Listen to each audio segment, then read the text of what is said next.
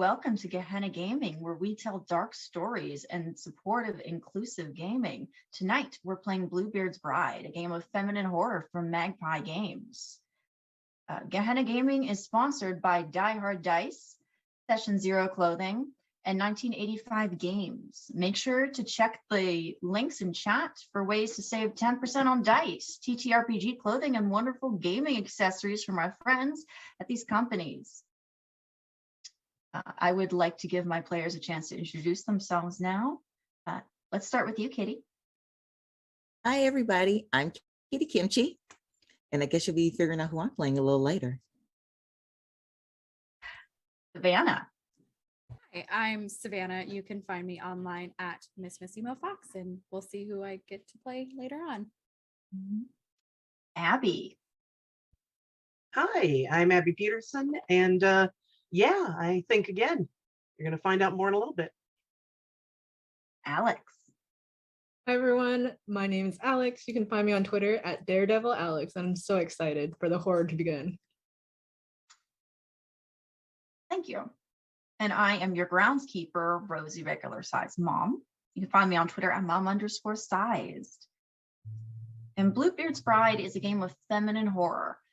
Much of that horror is in exploring uncomfortable topics and events that society and gaming generally ignore or are not comfortable discussing. And when we say feminine horror, it is because the fears and abuses portrayed are often directly related to women and the horrors that many experience simply from living. There is likely to be gaslighting, body horror, abuse, tense situations, potentially murder, and maternal horror during this game, potentially all with explicit descriptions. This is a heavy game. If any of our viewers realize this isn't for you, thank you for stopping in. I hope you have a good night. Take care of yourselves. My players, we've all gone over our lines and veils and our safety tools. They know they're in for a ride, but I do intend for it to be a safe, cathartic one. So my players, again, I remind you, if anything comes up during play that makes you uncomfortable, let me know. I want everyone to have fun.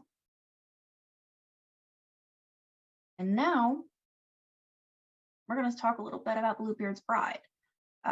If you're interested in the rules, you can check out one of the two Bluebeard's Brides games I've run previously over on Carrying Cup Studios. I get really deeply into the rules, but for now, we're going to start with a folktale. Once upon a time, there was a very lovely girl, and she came from a poor family. They lived on the outskirts of town, and one day a gentleman came into town, a nobleman, looking for a wife. He was older, with a beard of an unnatural and enrapturing shade of blue. There were rumors that he had had wives before, but no one knew what had happened to them. He saw the girl, saw her beauty, and asked her family for her hand in marriage. He said he would take care of her and her family, so she said yes. She married the man with the blue beard and went to live with him in his large house. Once they were there, he gave her all the keys to the house and told her to go explore. Look through every drawer, open every door. It's your house, but do not enter the room in the northeast tower. This is my personal room, my personal place. You are not welcome there. And then he left on a business trip. So the girl went and looked at all the jewels and fine fabrics and all the beautiful things she had never had at home. And she kept looking at that door. Finally, her curiosity got the better of her, so she put her key in that last forbidden lock and opened it. Inside were the bodies of all his former brides. There are a couple endings to this fairy tale. The classic is that Bluebeard shows up and says, "I told you not to go in there," and beheads her. Sometimes her brother shows up and saves her. Other times it's her mother. The difference between the fairy tale and the game we are about to play is that our players are all playing the bride, all in the same physical body. You represent different aspects of her mind, in this game called Sisters. And you'll be exploring the house in search of tokens that will indicate to you whether Bluebeard really loves you and is simply misunderstood, or if you are in fact in danger of becoming the victim of a serial killer. Now we are going to do our wedding prep, learn a little bit about our sisters and a little bit about our bride's relationship to Bluebeard. We are going to start with our animus. We don't have an animus this game, do we? No, we don't. We will start with our fatale. Alex. Hello. Well, Hello, Sugar. you look lovely in red, by the way. Thank you. What does the bride's mouth look like? I would say that it's very full, luscious lips. And she always tries to keep it a little red. She grinds up a little bit of the poppy flowers that grow near her family's house. And she grinds them, and she tries to accentuate the fullness and the fullness of her lips.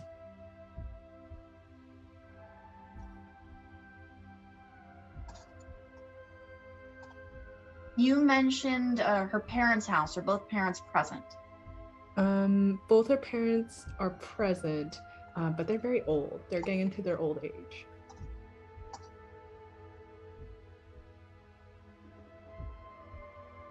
Mother, what is the bride's figure like? Our bride is full of figure, but stout, just a bit. There is the abundance of a full figure and a bit more, actually. It's been a good harvest.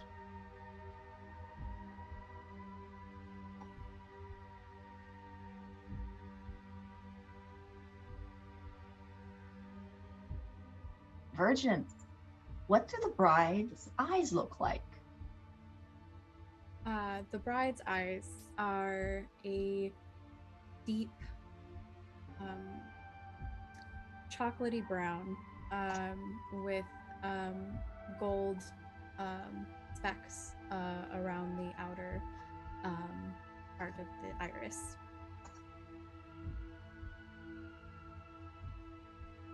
Are they full of any particular emotion? Are they normally a little lidded? How does she look at things? Hopeful. She has hopeful, bright eyes, looking for the good. Love it.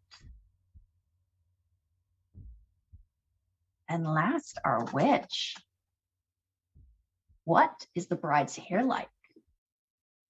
Her hair's long, goes down to her waist, a nice chocolate brown and slightly wavy.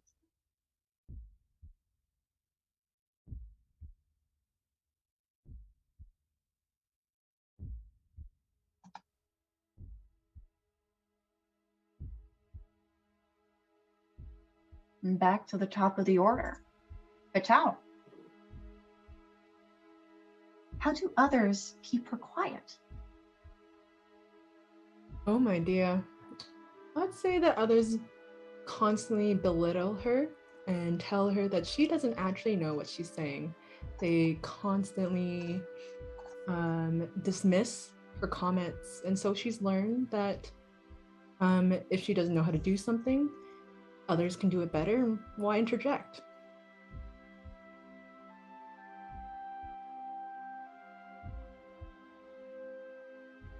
Are there ever moments where she feels she can do something better? All the time. She feels like she can do something better, but in her family, her mom, her dad, her brothers, they don't feel like it's her place to ever speak up.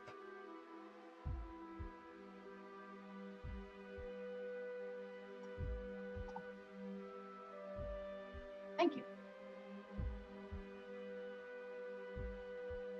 Mother, what do others wish was different about the bride's figure?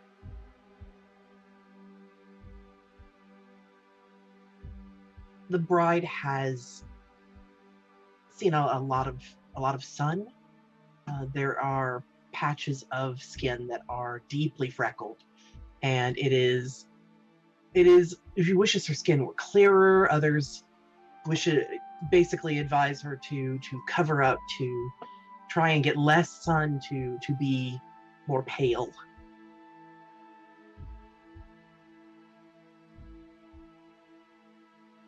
What is she doing out in the sun so much?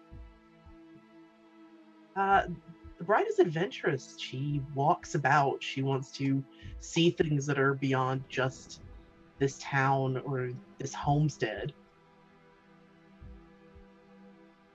I love it. Virgin, how do others know you want them when they gaze into your eyes?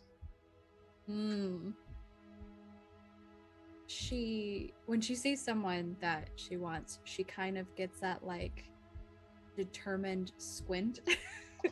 Like, yes, you and I should be a thing. Just that like mildly mischievous, like slight smirk, like, yes. Very subtle. I like it. Witch, how do others like you to wear your hair? Down, but with two small braids on the side that meet in the back. They say that it makes me look more delicate and feminine.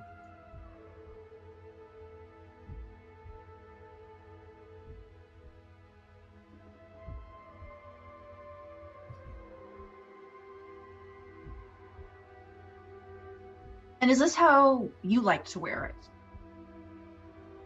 No, How do you like to wear it? just down and flowing in the wind.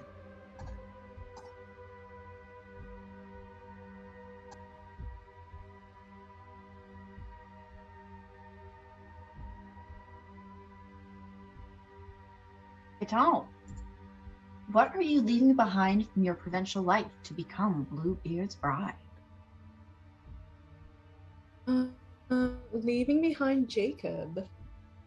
Jacob was the son of the butcher down the street, and we have a very close relationship. I would say that he taught me a little bit of what a man has and could potentially provide. Maybe Virgin wasn't so happy about it, but I would say that I'm leaving him behind the sweet boy, Jacob, because I know that there can be a better life provided. Jacob comes from a poor family. Bluebeard's an aristocrat. We can do better, sisters.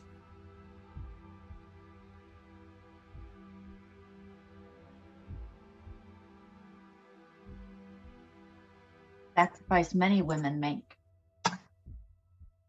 Mother, what are you leaving behind from your provincial life to become Bluebeard's bride?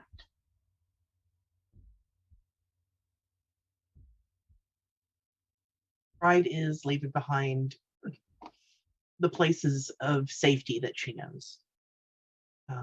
The places where if people in the house, older brothers, or when the house was more full of siblings, would start yelling, the places that she could go and not be in the house. Now, she doesn't quite know where she will walk away to if she needs to.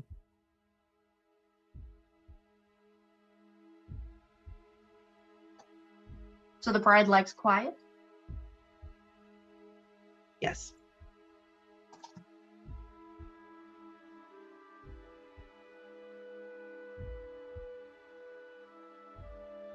Virgin, what are you leaving behind from your provincial life to become Bluebeard's bride? She is leaving behind her youngest sibling. She's had many, but there's still one younger than her. A little sister named Erica, and who's quite a few years younger, a surprise baby, if you will. that, you know, mostly she actually mothers. Sorry, I'm not taking your role. I promise, mother. You know, since her parents are older, but she's gonna, you know, miss her presence and, you know, having a little bit of purpose in her day-to-day life besides the farm.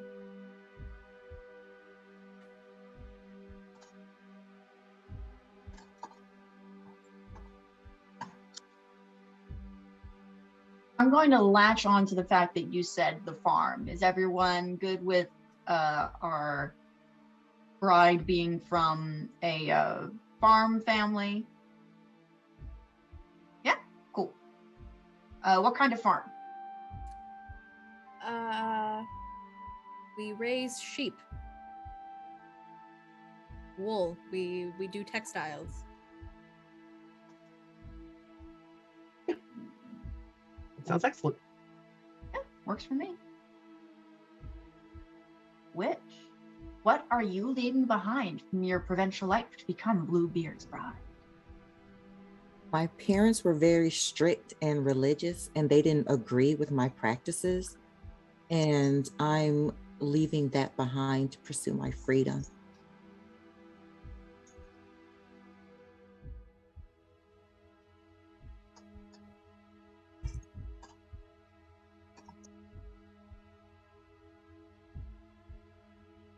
I love it. Does Bluebeard happen to know of your craft? Yes.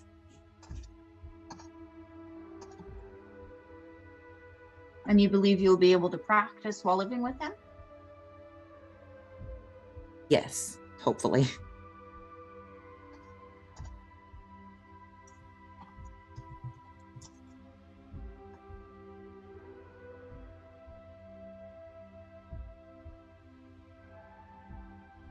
Fatal, when you first met, what loving gesture did Bluebeard make that won you over? Because our family owns many sheep and we are able to knit textiles, our family still lives in relative poverty, I would say.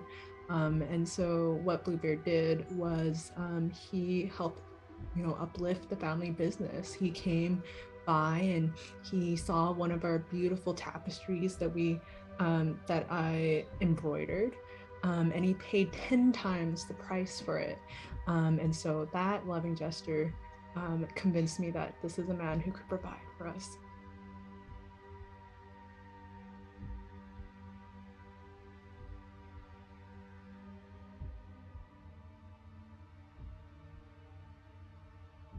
Like it. Oh, were there any prevalent colors or images in the tapestry? Red. Well, so much red, but many other colors like blue and green for nature and woods. But my favorite color, the one of passion.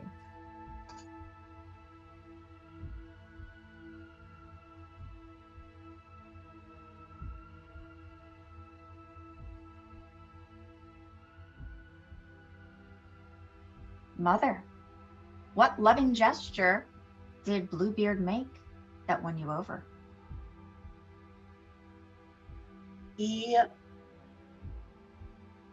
let us ride in the carriage, and that was thrilling. Just waving at the town, people staring at me going by. What was thrilling about it? Was your first time in a carriage? Did you like the power? I liked the separation. I liked having a space that was mine and they were outside. Mine briefly, but still mine. Love that description.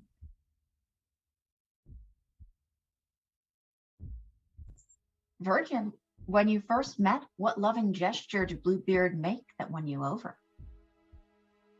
He had delivered dozens of exotic flowers delivered to our home with a sweet note handwritten by him. showing us how sweet he was on us.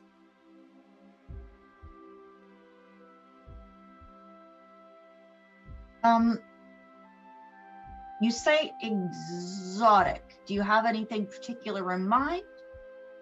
No. Okay, that's fine. You mean like jungle, Amazonian, or just not regionally specific? Just not regionally, not something that she would have never seen from before from, you know, shops in town. Things that would have come from, you know, maybe another kingdom or city. Just something that she wouldn't have seen in her day-to-day.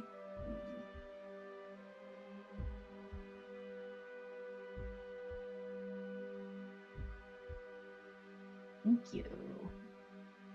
Which, when you first met, what loving gesture did Bluebeard make that won you over? It was during the full moon. He caught me trying to entrap him with my powers, and he told me that there was no need for that, that the magic in my eyes had already bewitched him.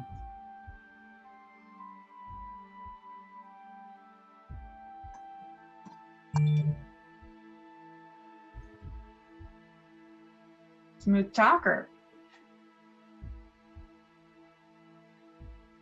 Yes, damp. Atal, what gift did you present to Bluebeard before the wedding? Why did you choose this? I presented a lacy bra and underwear for our wedding night. That can be easily ripped apart. Again, red and black and lace all over.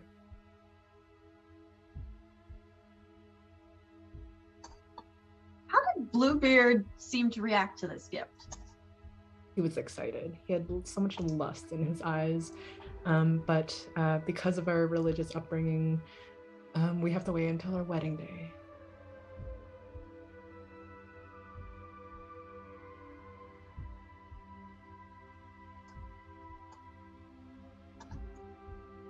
Jacob must have been so disappointed.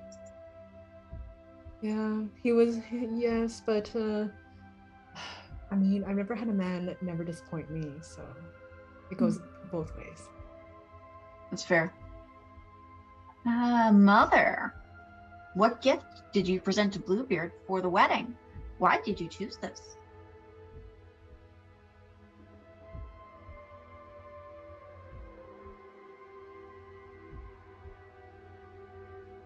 I gave him a cravat pin that was essentially the tooth of a old sheepdog that we had. The animal had died, unfortunately, but in the way of all things, nature cleaned that. I had a tooth. This was crafted with as nice a wire as I could find and made into a pin. The reason that I wanted to gift that was a sign that he will be the protector of our flock now.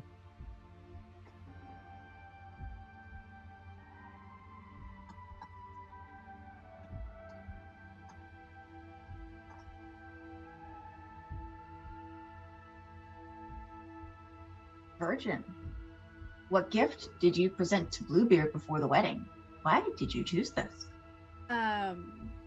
So because our family is very religious, I also believe that she would have some sort of promise ring.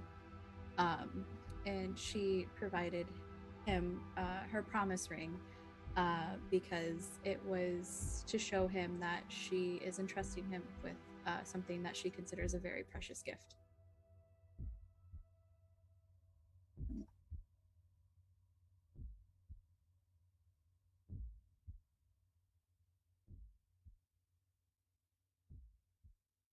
I like that. I've actually never had that answer before.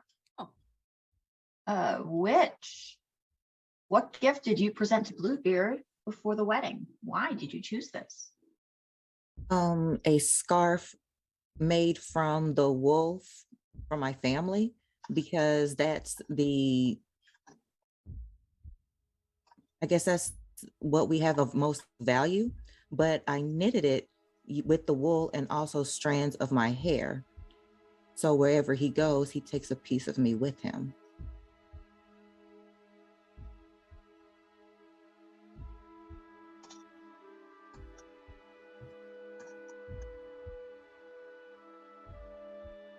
Does he know about the hair? Yes.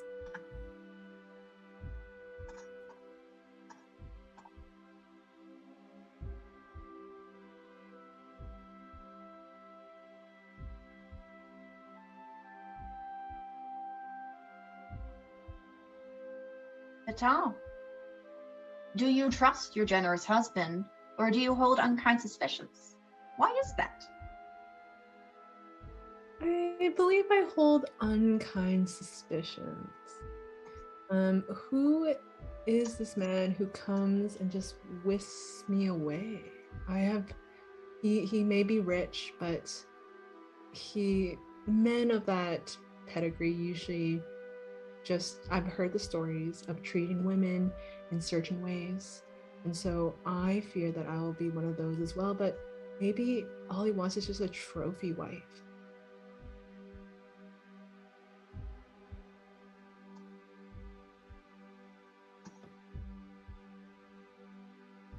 Mother, do you trust your generous husband, or do you hold unkind suspicion? Why is that? I trust him. I trust that men of power will always have rumors about them, have stories told. Power is something that makes other people concerned or fearful. I have no proof of these things. I trust him.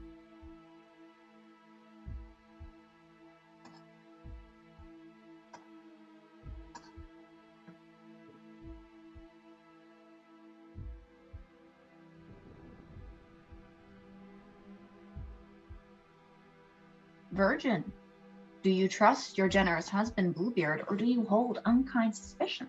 Why is that? She trusts him. A man of power could have gone about having her become his bride in very unseemly ways.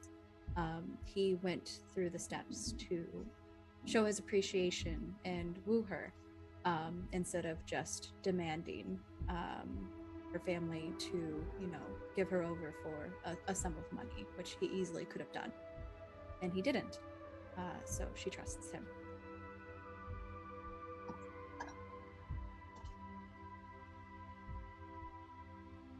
Witch, do you trust your generous husband, or do you hold unkind suspicion?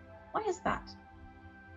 I trust him because of my craft. He could have easily have accused me of witchcraft. He could have easily demonized me, but he didn't.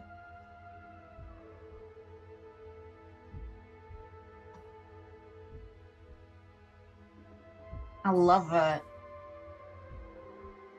The next part of our character creation is our sisterly bonds. So each of our sisters have 2 questions that we'll be answering, and each question will tie one sister closer to another. So by the end, everyone should be bonded to one other sister. I mean, you'll be bonded to 2 other sisters, but at the end, everyone should have at least one bond. No one should be left out. So we're going to start. Vital, your sisters are who they are, boring and predictable. But Blank has no idea of a woman's true power. Explain why you wish to teach her. Why, it's the Virgin. She absolutely has no idea what a woman can bring. A woman can simply blink and make a man fall to his knees and have him do anything we please. But she doesn't realize that power. In fact, I want to teach her that because there was a time where, we are on the farm selling the material, and we continue to be poor because we aren't able to bring in the customers. The Virgin always says, be nice to them, don't fleece them, and don't take advantage of the men. And for me, I'm just I scoff at our nativity that we can't use our feminine wiles to draw in more customers, make our family more successful.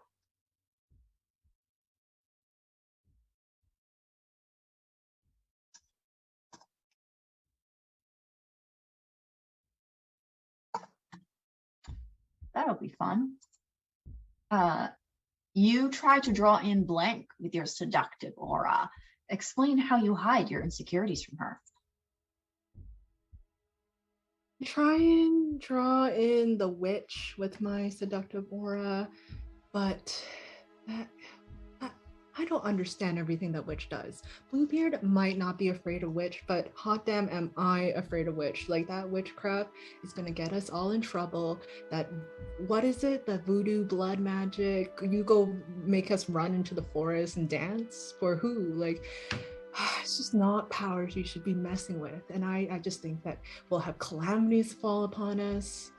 It's not the way to have men just love us and want us to be their one and only. And so I'm just very afraid of, if I don't have my beauty, if I don't have my ability to draw in others, then what do I have at the end of the day?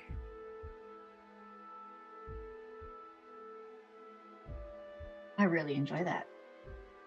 Mother, you know best, and try to guide your wayward sisters, but blank irritates you with their obstinance. Explain a time they undermined your authority.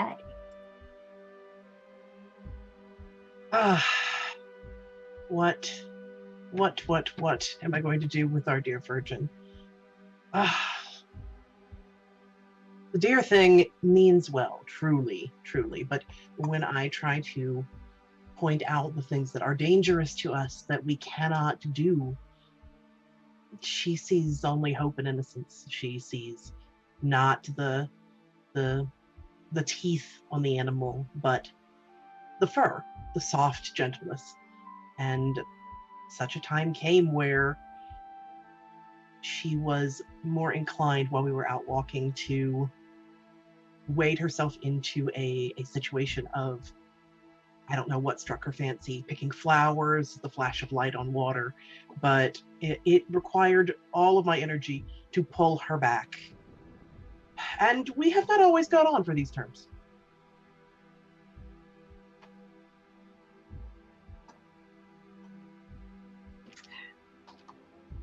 A rose by any other name? Looking for those flowers. All right. Mother, you trust blank to have your back. Explain a time they supported you in a time of need. I trust the witch.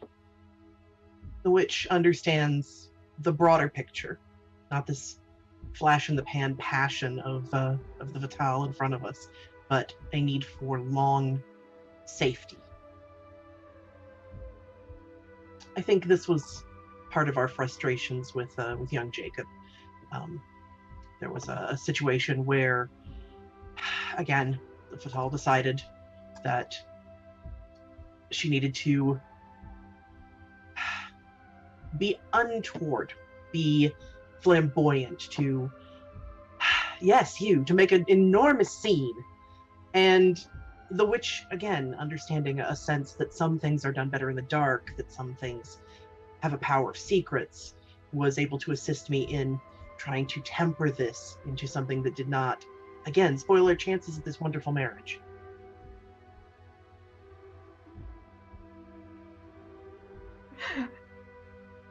Witch, do you have a rebuttal? Did you just accuse me of trying to do things with Jacob in the dark? You couldn't even know it was dark. What do you mean? I wasn't trying to do anything. Fine, Mother's not going to be the only one.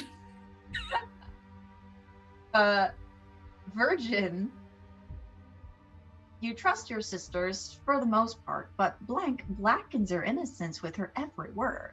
Explain how she became your enemy. Well, of course it has to be the Fatale. She's always like overly exuberant with Jacob.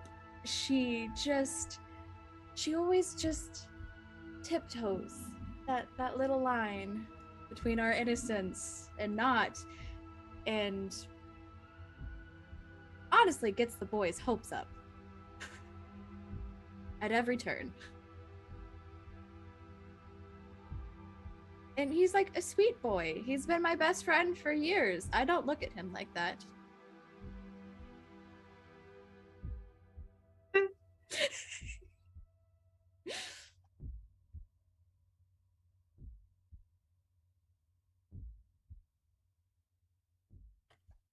How do you look at him, Virgin? How do you? Like another one of our brothers. Oh, but that's how you left him too.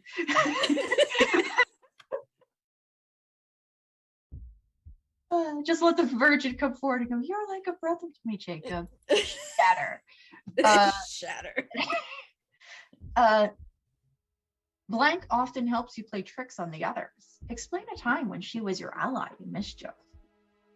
The witch. She growing up, we had some of the town girls that liked their little, cliques. And maybe the witch kind of, put a hex pouch in their house when they were mean to me.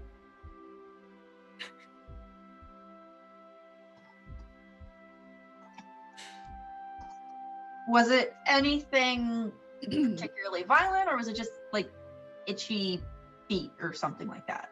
It was never anything particularly violent. It's like you're like typical, like just irritations. Like, they would get like maybe a little bit of like of a rash and make them like unseemly for like a couple of days. So that way they would stop picking on me.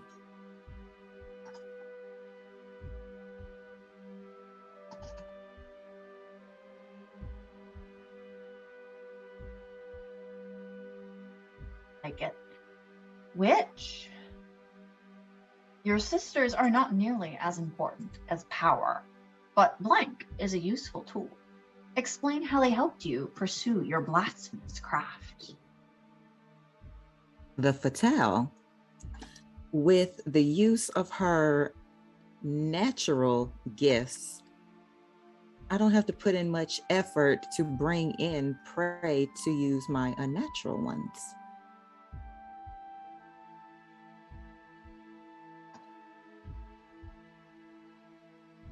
While doing it all in the dark.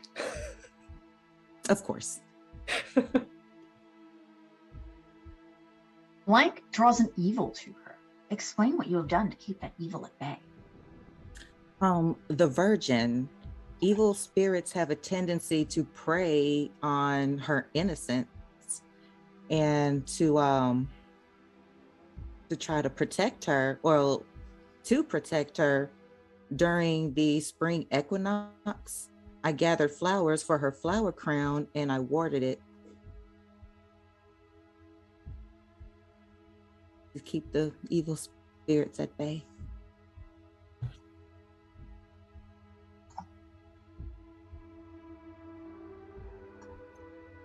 And my flower crown still be warded. I mean, it won't help you at all, but it's a lovely idea. It makes me feel better. I mean, your sister loves you. That's good. Does everyone have a sisterly bond that connects them? Mother, were you mentioned at all in our sisterly bonds? I don't believe so. I gave, but I have not received anything.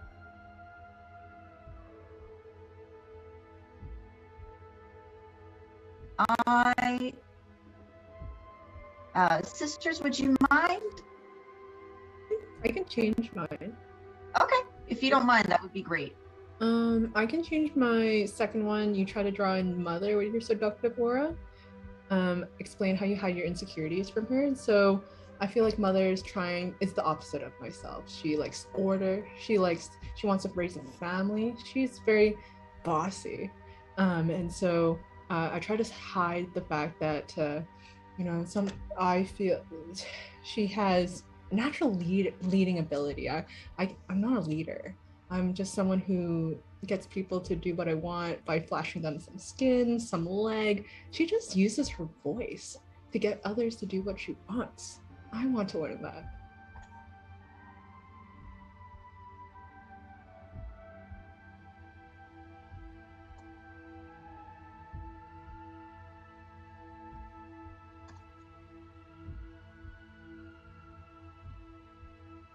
Give it time and you shall. Mother, tell me how the presence. How do you have this presence around you? You don't even have to tear off some clothes. You shall be lady of the house, and you will see. We'll see. Seems our sisters are on fairly good terms with each other, and they want to learn from one another, which is good. That's what sisterhood is all about. Next are our stats. Blood, carnality, and resilience. Please assign your 0 and -1 as appropriate. And then select a face. You don't have to tell me which face you pick. Just mark it so you know and can use it when appropriate. The face move is a move that is specific to your sister and can be used as much as you dare. That's not ominous at all.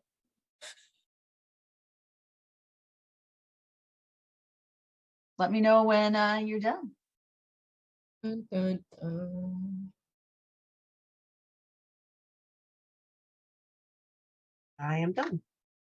Here, here.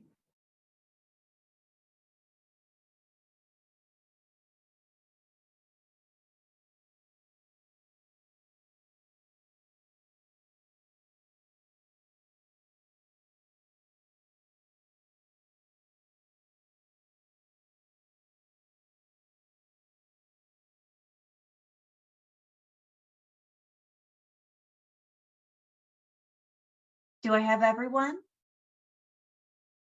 Which are you done assigning your stat and selecting your face? All right.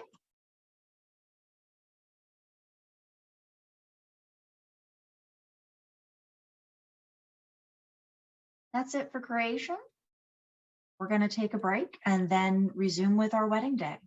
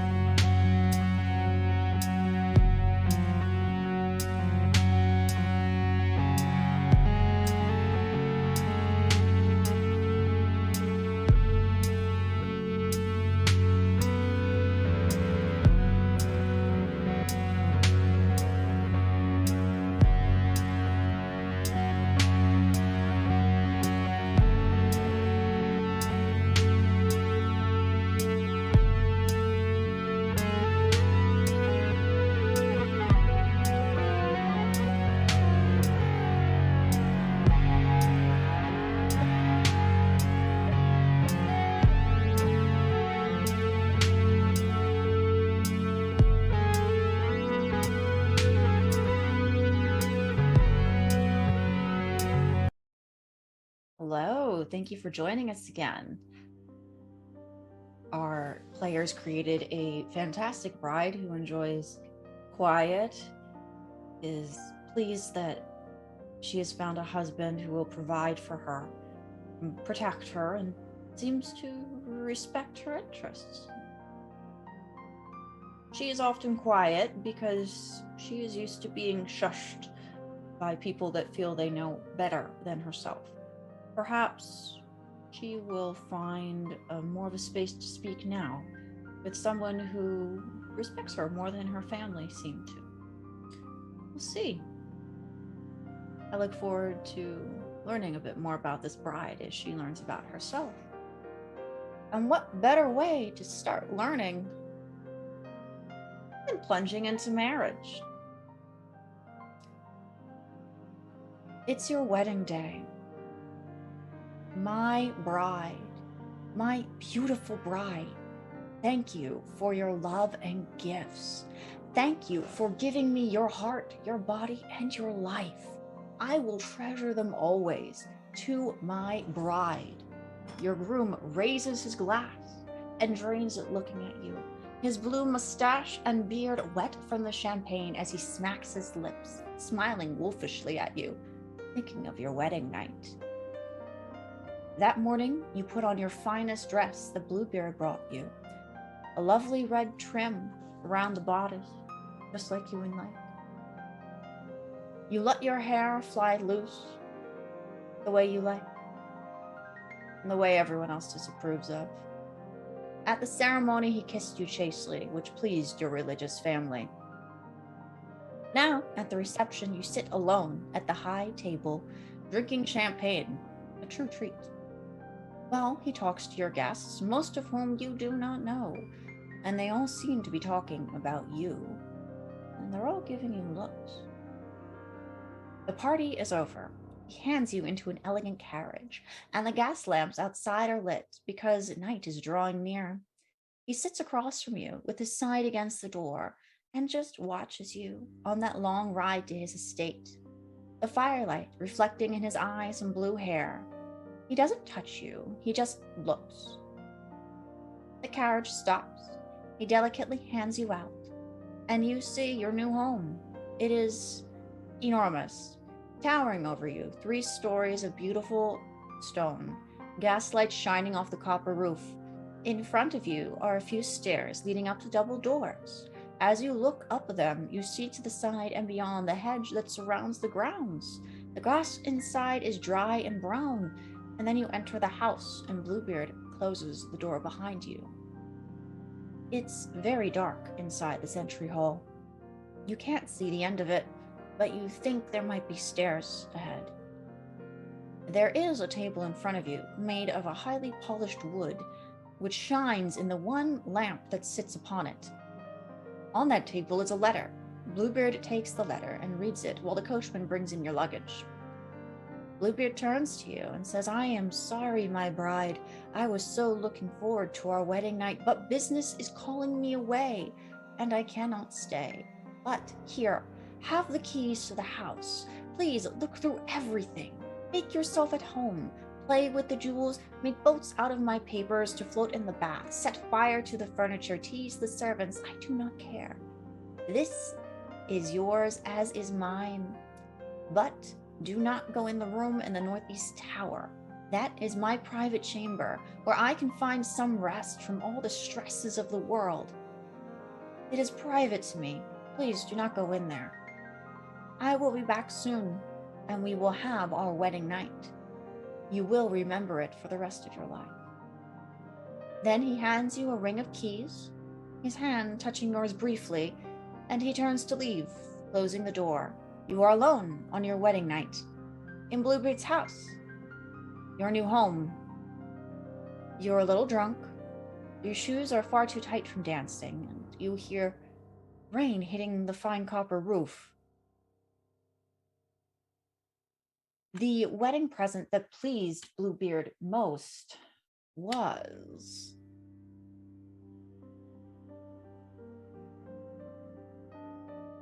the fatales. So the fatale has the ring first.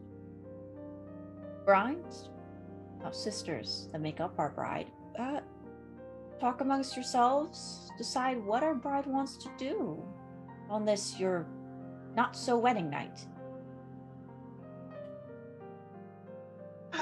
The shoes on our feet are so tight. Can we just take them off and find our bedroom? Of course. Well, yes, but we should totally also just go find a really fuzzy rug to run our feet through first. That'll probably be in our bedroom. And remember, sisters, that we requested like a fuzzy, nice like bear rug of some sort. Is there any servants in this house? We are now the ladies of this house. Hello, anyone? Where's our bedroom? I'm sure they're busy somewhere. It is certainly a large estate. We could go looking if you wish. Or I know you're not going to have the evening you wanted, but it's nice. There's been wine, there's been dancing, there's been the carriage ride, and this is ours. This is when it all begins. Well, you sound you don't sound disappointed at all that we missed out on our wedding night. We only get this once. We don't get to relive this day and night again. Okay. It's just on pause. That's all. Virgin, aren't you excited to see what it's like? What you can do when you're not in the dark? Nope. This is my duty. So we shall when the time is right. Right. Okay, sisters. So I guess that dark corridor over there, do you think perhaps we'll go there first? Sure. Yeah. Direction. Which do you have any intuition on this night? It is your kind of weather. I thrive Intuition. in the dark.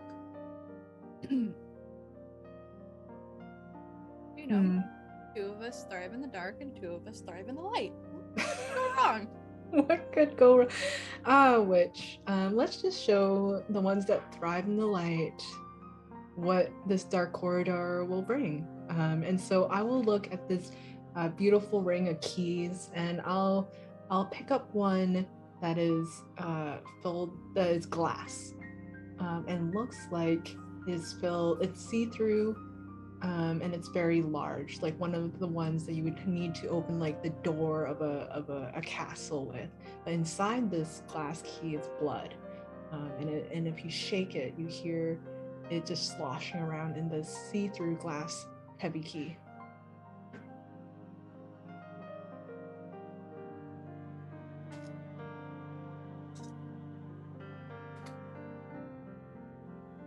It's a trick of the light. Has to be. Which is this a trick of the light? Please tell Mother. It's a trick, all right. A lot of light. Laugh all you like. Sweet at the end. Often enough, but as I said, I am pleased. We are richer than we will ever be in any other opportunities. And that's what we're gonna do. We're gonna do exactly what Bluebeard told us to do in the letter. We're gonna tease the servants. We're just gonna open all the doors. This place is our sisters. We're gonna do whatever we want. We shall run through the castle naked if we shall please. This is our castle. All right. I Now mean, you've taken a thing where you've made it Yeah. a little overboard at that point. Yeah. Sisters, Yeah. please.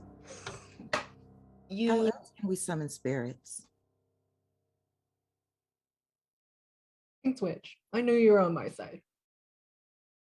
you are holding this rather unique key, unsure if the red liquid is really that thick or if it is a trick of the light, and the fact that you might be a little tired from the activities of the day.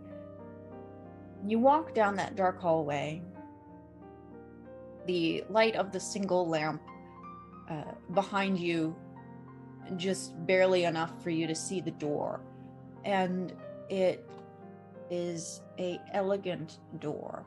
The frame itself looks to be of a similar clear glass that sort of goes in a smooth movement around the door, and the door itself is a smooth wood. It doesn't look like panels like you're used to. It looks like one solid, luxurious, large piece of wood that was handcrafted specifically for this door. And as you run your fingers over it, you feel almost sort of whirls in it that are reminiscent of the way that blood swirls within that key. And there is a hole in the door for that key. You slide it in. You almost expect the glass to crack and break and feel that blood running over your fingers, but you don't. It holds. And it turns. And you enter. And inside is a luxurious bath. A room that is all beautiful, pale marble. The bath is already running for you. The steam is scented with flowers, and there is a motif of mermaids and sirens frolicking along the edges of the bath, carved into that marble. You've never seen anything quite so rich in your life. There is an array of bottles with different oils and lotions lined along the wall. What do you do? Well, this is the time to derobe, sisters, and there are the three words that everyone wants to hear from their new husband is "let's get naked." So I would like to go towards the oils, the beautifully scented oils, and just zhuzh it up before we have to take a bath. I just want to smell everything and give him a nice surprise when he comes back.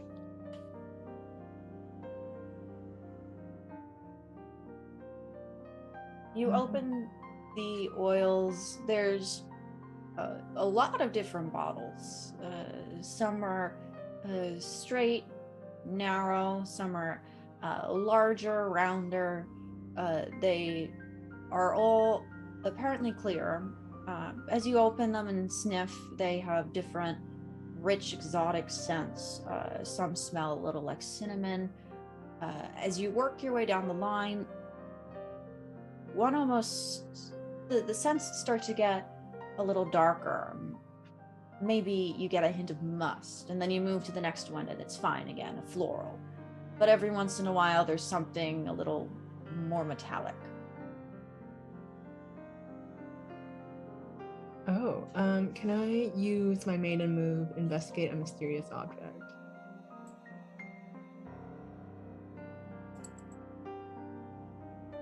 You may. I'm just getting to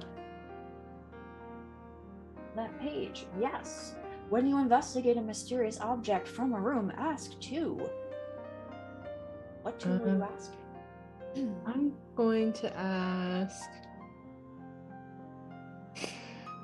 what memories does this item hold? And do you want me to ask both of them at the same time? Let's start with that. I'll answer, and then you can decide the second based on my answer. Perfect.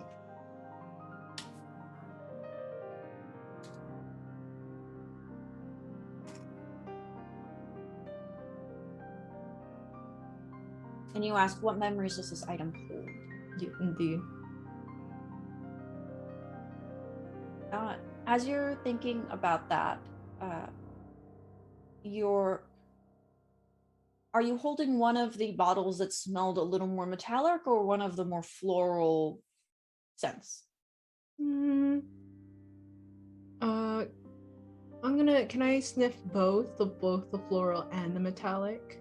Yes. You're doing that, and the sense of smell is closely related to memory.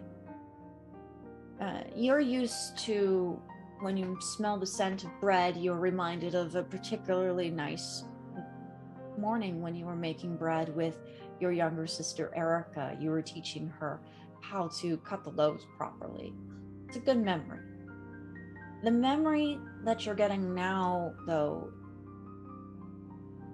it's not yours. It's your hands are holding the bottle, but the hands that you're seeing as you look, they are of longer, more tapered fingers, more finely manicured and cared for, perhaps as you wish yours might be, but are not yet. And you see these hands tip one of the vials out and begin to gracefully rub against their body, as one does with a bath oil to soften the skin. You watch the hands glide over this other figure that is not yours, and then enter the tub.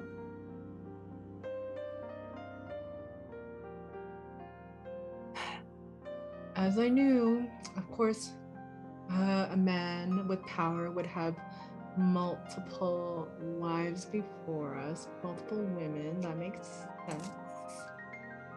But he chose us out of all the other pretty women in our village. I mean, sisters, you remember Georgina? She had a really huge rack, but he didn't choose her. No, he didn't. He didn't choose Ashley down the street. No, he didn't. Who has the very luscious hair. He chose us. My second question is, what about this item is odd or uncanny? As you're looking at it, it's your hands again. And you are holding one of the vials, the one with a slightly more metallic scent, and you hold it up to the light, and you could swear that there's a single red drop of something floating in the center of it. Can I take the metallic bottle and dump it into the bathtub? You may. I'm gonna do that. Yeah. As you do, the steam takes on that slightly more metallic scent. It's not precisely pleasant. Not precisely unfamiliar either, but you're not entirely sure yet what it reminds you of. The water The oil has not fully circulated through the water yet, but the spot where you dropped the oil in is taking on a red tint. As it circulates, the rest of the bath takes on that deep red color. Sisters, shall we take a dip into this very colorful bath? Bread, it's so beautiful. So Did you pretty. have to use the whole thing? Oh, Very strong. that steam is acrid. Do you not smell it? That's just, it must be. It's a new kind of scent, Mother. You're not used to nice, fancy. This is why we can't have fancy things. Is because you always do this. You're always trying to control us and say we can't have this, we can't touch that, we can't talk to that person. Always. You should live a little, Mom. It's for our safety. I don't want anything bad to happen to us. But I suppose if it's here, if it's among our things now, it should be fine. Unusual, but fine. Applies the senses. You know, hey Virgin, do you wanna play a game? Do I have to? Yeah, absolutely. You know that bathtub right there? Uh-huh. I'll give you I want to give you some some money if you get into that bathtub.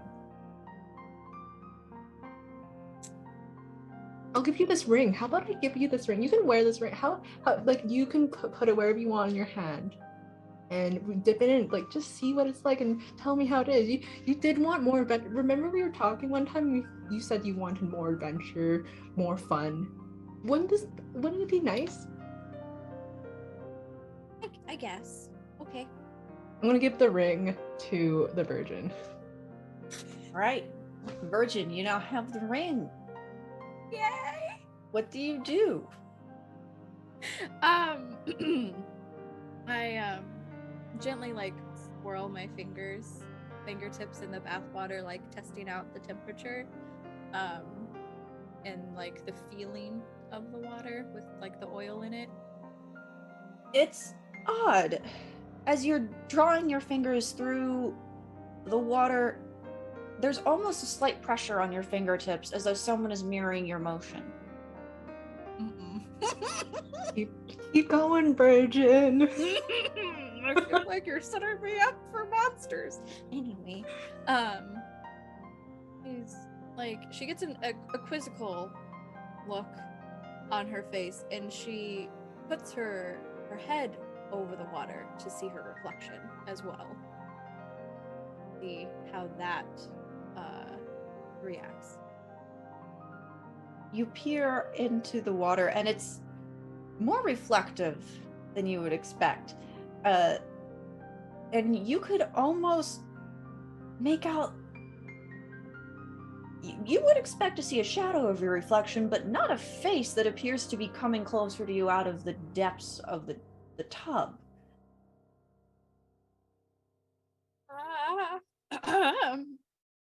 Hey, Mom? Would like to make a maiden move? Yes, Mother dear. I would like to take stock. I do not trust this. What traps have been laid for the bride?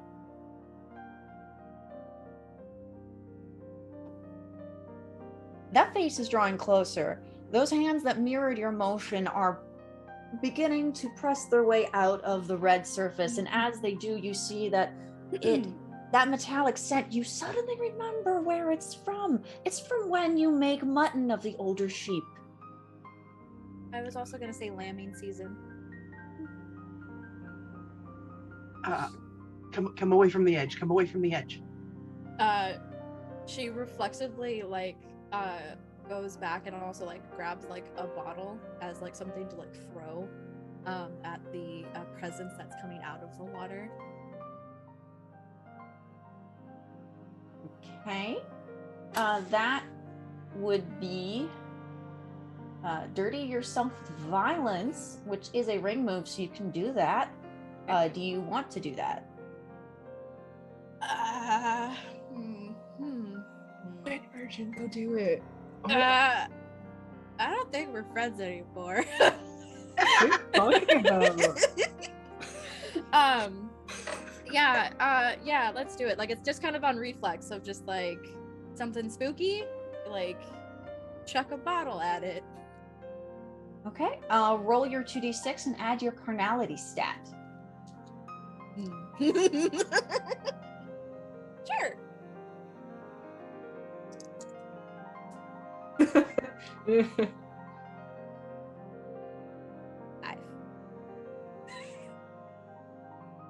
That is not a hit in this system. I didn't expect it to be. So you fail. The bottle doesn't, like, it goes into the water, but it misses the figure that is a nubile woman that is rising out of the water as though she is standing, coming out, and she is, as I said, nude, covered in something thicker than water and red. You can't make out many of her features because of how much of this is on her body. Her hair is plastered against her skin, and her eyes seem to be downcast as she's watching her feet as she begins to ascend the stairs out of the tub.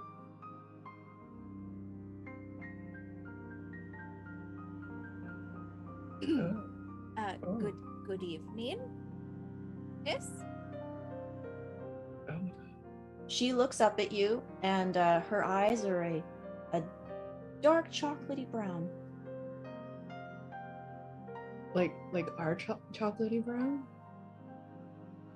Mayhaps.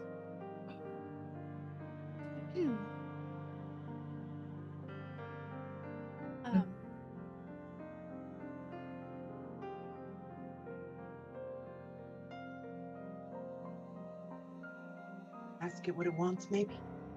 Yeah. Do that.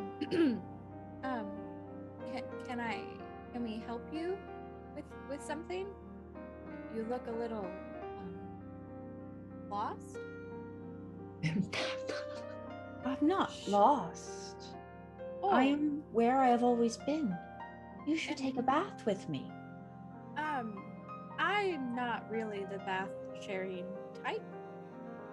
Thank you though. But did you need a towel or a robe? Oh no, Cover yourself? I'm not done. Oh. And she reaches out and grabs your arm and begins to pull you towards the water. Says, you really should join me.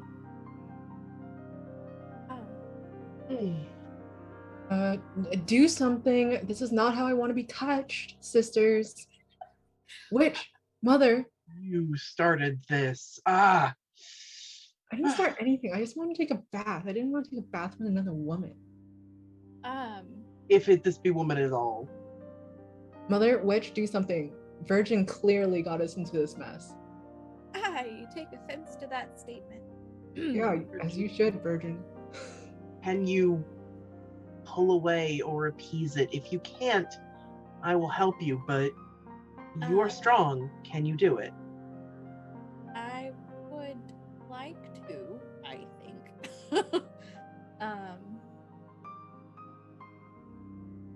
I don't caress a horror? Is that a thing? In this moment? Yes, you can caress a horror. When you caress a horror, roll plus blood. On a hit, the horror is swayed by your stroke. Direct what was intended for you to another victim in the house. On a 7 to 9, it will shift its attention, but only if you participate in some way. I would like to sway it to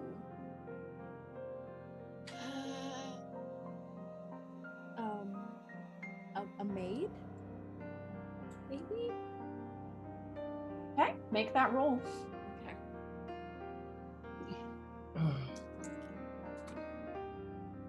Better. That is 8. Yes. It will shift its attention. Is there anything that you do in particular in an attempt to shift its attention?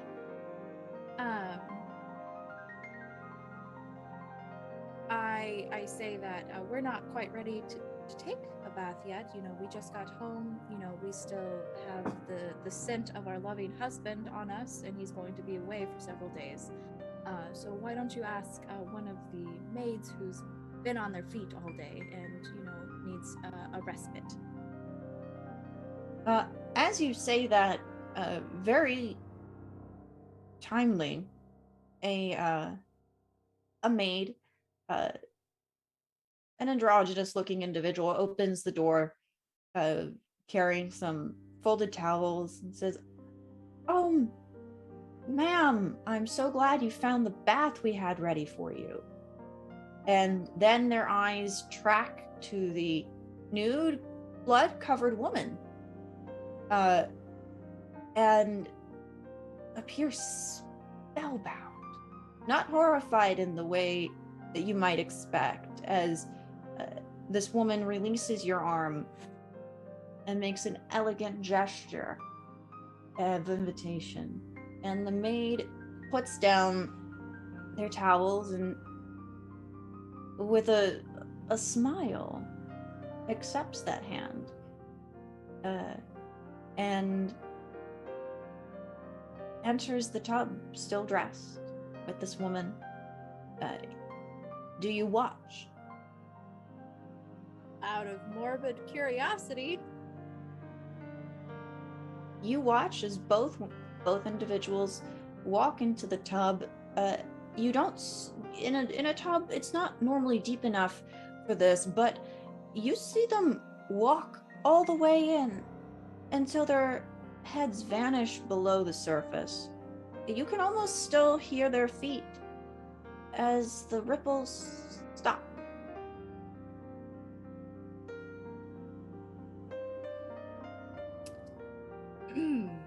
What just happened? I don't know, but I believe we should probably leave. Yeah.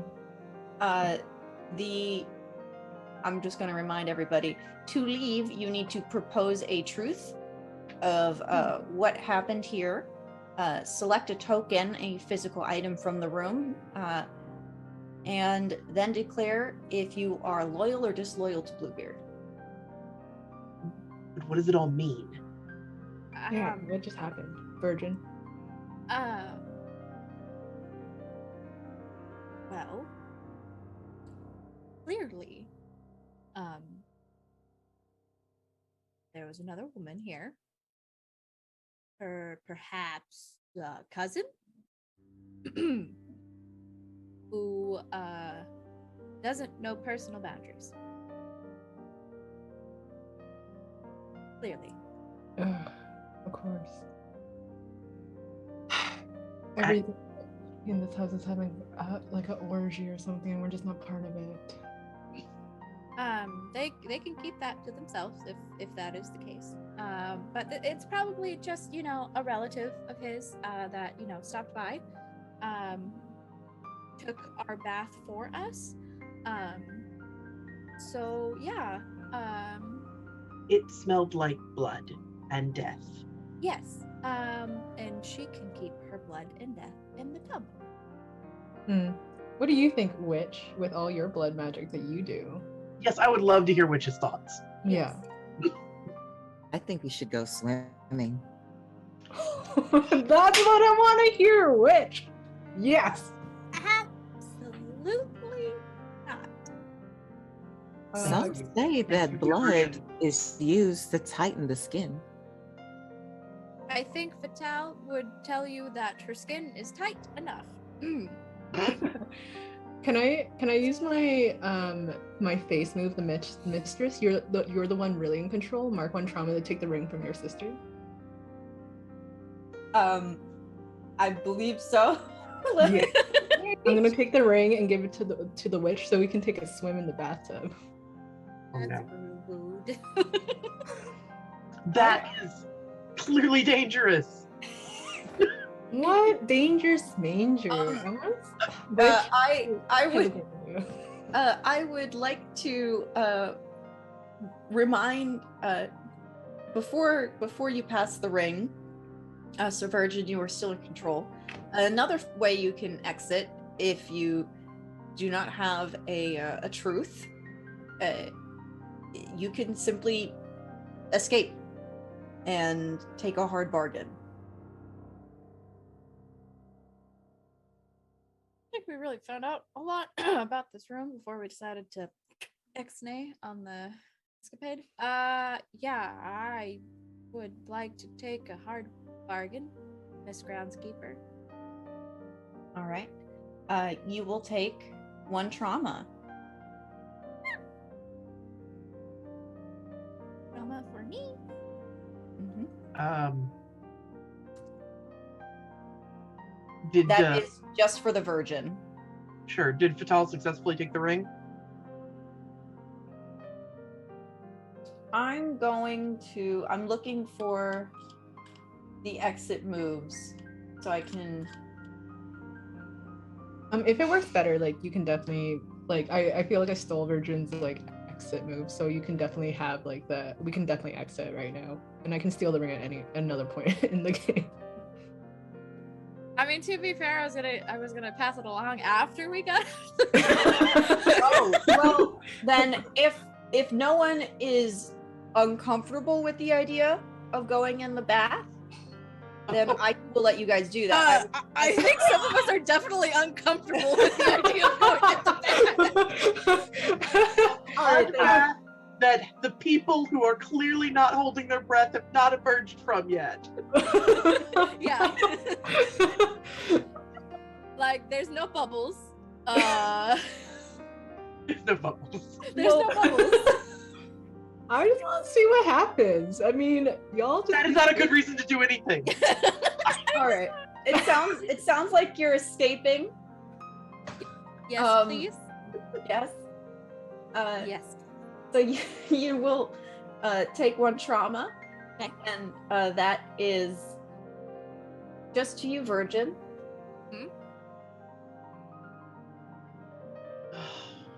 And you can't declare loyal or disloyal.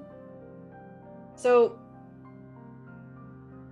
Alex, you have experience running this too. Would you want everyone else to take a trauma as well, or just the Virgin and move on? It's up to the sister, whether or not she wants to take on herself, or she feels like her other sisters were the source of this like mismanagement. So it's really up to the sister. I'm looking at you, miss. But Virgin will take it upon herself. All right. Then no one else receives trauma. You look at that still surface. You've had this conversation with yourself in your head, your thought process moving through. Do I take a bath? Do I not take a bath? I don't think I'm going to take a bath. They still haven't come up. There's no bubbles or movement, and the water is still really red. I'm going to leave now. And you turn around and you exit the room, and you find yourself back in that hallway. Thank you. Thank you so much. I dearly appreciate that, dear Virgin. You were a fucking pussy, Virgin. We could have fucking taken a bath. Why did you do that? Because I choose life. Thank you. Light? I mean, we have Witch. Witch can do, like, remember that time that, I still don't think Witch can hold her breath for forever, which is what I think intended to happen. Virgin, please pass the ring. Yes, ma'am. You don't have to tell me twice. Mother! Here you go. Very well. Of course. I could have given it to Witch, but she also might have turned right around and jumped into that tub. So I'm sure if this is any sort of beginning, the witch will have plenty of opportunity to test her power. Yes. Rub-a-dub-dub. 3 people in a tub. No, thank you. No, thank you. So now we are outside of a door, the eerie sound of lapping liquid in our ears, and I'm oh no, sorry, Al. And yes, Mother would like to be literally anywhere else, so I was going to sort through the keys and find one that is the least attuned to water that she can think of, which will be a key with the design of almost like feathers carved into it. So it is a like a shiny sort of key, whether that's, can't tell if it's silver or tin, honestly, but it has a bright shine to it. And carved into it are the little lines that are clearly feathers. That can't be water, right? Right? Correct. And possibly. Oh, Mother. Don't know where we're going, but it's not here. I described a key with glass and blood, and I didn't expect a bathtub full of metallic mirror women. You can't. No. Mirror Keep women. your chaos to yourself right now. I'm trying something with order in it. Trying logic. Yes, this sounds logical. All of it. No. Okay. And yet, we consort with magic. We have a very powerful witch. Our husband knows these forces and accepts them in us. So yes, if the house does have some residual energies, I fully understand. I just don't want to go in the bathtub with them. I think that's very reasonable. See this reasoning that you do, Mother, and it's like life really boring for you when you just like reason through things. You never take like a leap or a chance or a risk. Life is always a risk with you. True. Why do you? You why all give me plenty of risks. I risked our promise ring every single day that we walked outside with you. And I do remember when I tried to adamantly take off that promise ring in the dark with Jacob. Yep, you wouldn't let me. Nope. And yet now we're married. And so that is and a we settled gave issue. our promise ring to our husband. So And where do you think that promise ring is now? around his neck on a chain. Yeah, and not up her fucking vagina.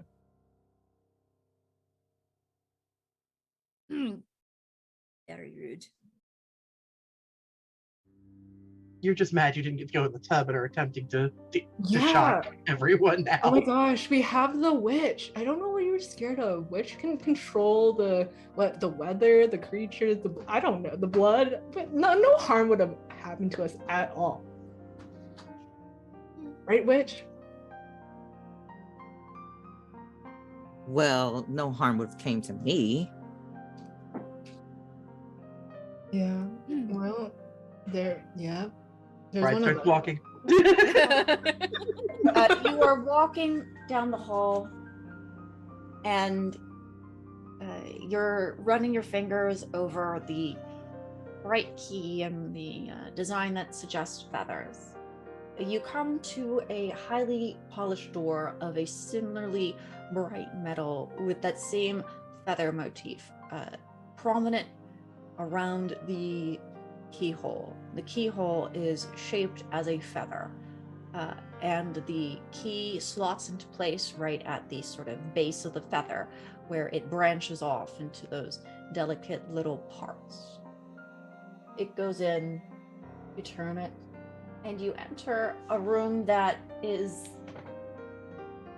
lit by a fire that is crackling in a hearth. The light is prominent near the fireplace and sort of casts its way towards you. It doesn't light the farthest reaches of the room, but it is definitely not like water, that is for sure. The carpet is a sort of mossy green. It is meant to be woodland-esque, and There are hunting trophies around the walls. There are some preserved birds that appear to be arrayed in cages hanging from the ceilings.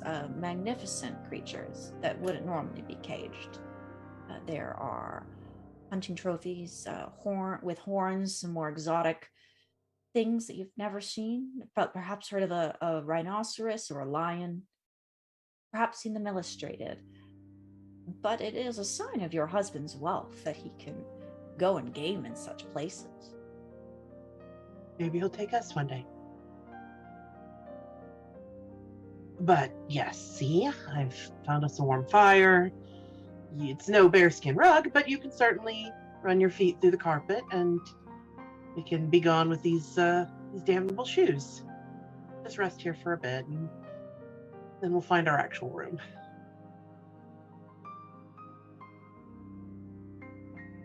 Yeah, good enough. Thanks, Mother. I guess like this is one of the good things you've done in our life. There's more ahead.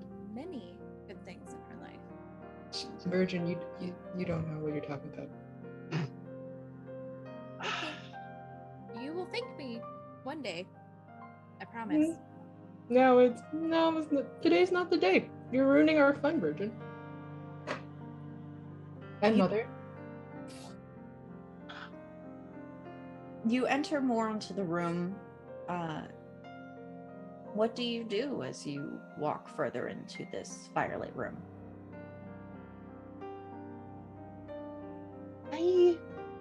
I think the mother, as part of the spirit of wanting to see things and places that she hasn't been, is going to, examine some more of the more unusual animals, the things that she definitely doesn't recognize.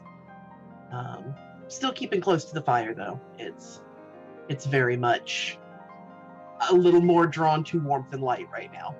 Unsettled. So you move farther into the room, and there is the stuffed figure of some large creature that you aren't familiar with, and it is appropriately placed by the fire. It is casting a large shadow from the firelight, but as you get closer to the fire, you realize there isn't the type of warmth that you would associate with this kind of blaze. And you can almost swear that you're seeing some of these creatures move a little bit in the flickering flames.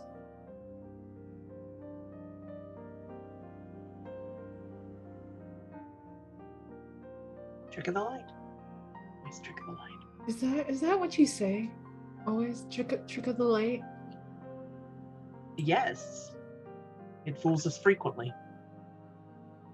Look at this beautiful creature in front of us with luscious fur. I think we should go up and hug it just to feel it against our chest and our legs. I like that. It is very fur. I get that you are making sport with me, but I agree. It is certainly interesting, and I would not mind touching the fur of something so unusual. And excellent. We'll reach up and start to examine it and just test what that feels like. Oh my god, Mother just said yes to me. Remember this moment. It is soft, and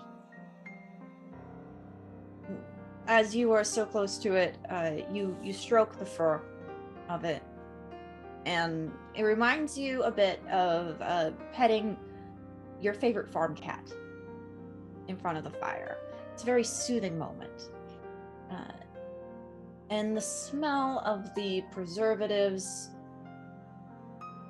become a little bit stronger. And the feeling of something close behind you, shape shifting in the dark, becomes much more obvious as your fingers run over that fur. The moment Someone there. You've asked if someone's there? You hear a scream of a woman. You turn and you see a woman being pursued by hounds. She is barefoot. Her feet are bloody as she runs across the mossy floor. Her feet leave prints of blood, and she is being chased by hounds. You hear the crack of guns going out behind her. You hear the whickering and cry of horses and the shout of men screaming, "Ah, she's down there, go catch the bitch."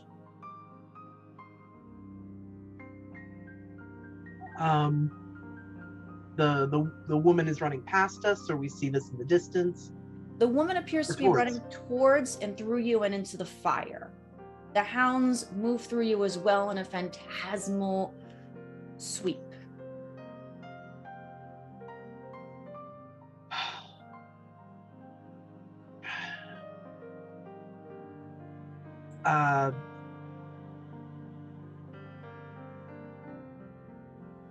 The shadows feel closer around you. The fire begins to lick its way out of the fireplace, closer to you, away from the logs, as though it is beginning to lick a little too hungrily at the carpet. Unprompted, perhaps, except by the addition of phantasms.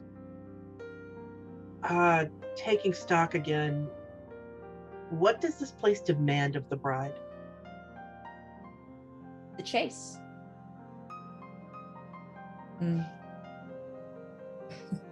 Mother, this is what we thought would. I mean, I didn't think this is how someone coming through us and within us would feel like, but wasn't that a little thrilling? It's not that. That's not what it wants. It wants us to be the ones running. It wants us to be the prey, sisters. That's okay. Yeah, that's what Bluebeard's supposed to do, chase us. No, this is our companion now. We are, as you say, we are caught, but there is no need for this. Or the chase is done now. What do you mean chase is done now? We are the lady. At this point, we are, if not a peer, at least one who has the respect of being mother to his children, heir to his continuation of his line, lady of the house. Not one to be run through the woods and hunted. We're not being hunted. We're just being allowed to run free. And doesn't that sound like really romantic to you when a man is just like chasing you in the woods and you're running just like wildly? And I just feel it's just like bone chilling. And Mother, you just worry too much. I think she worries just enough for all of us. That's starting to worry more. You know, he wooed us. He sent us flowers. He did kind things for us.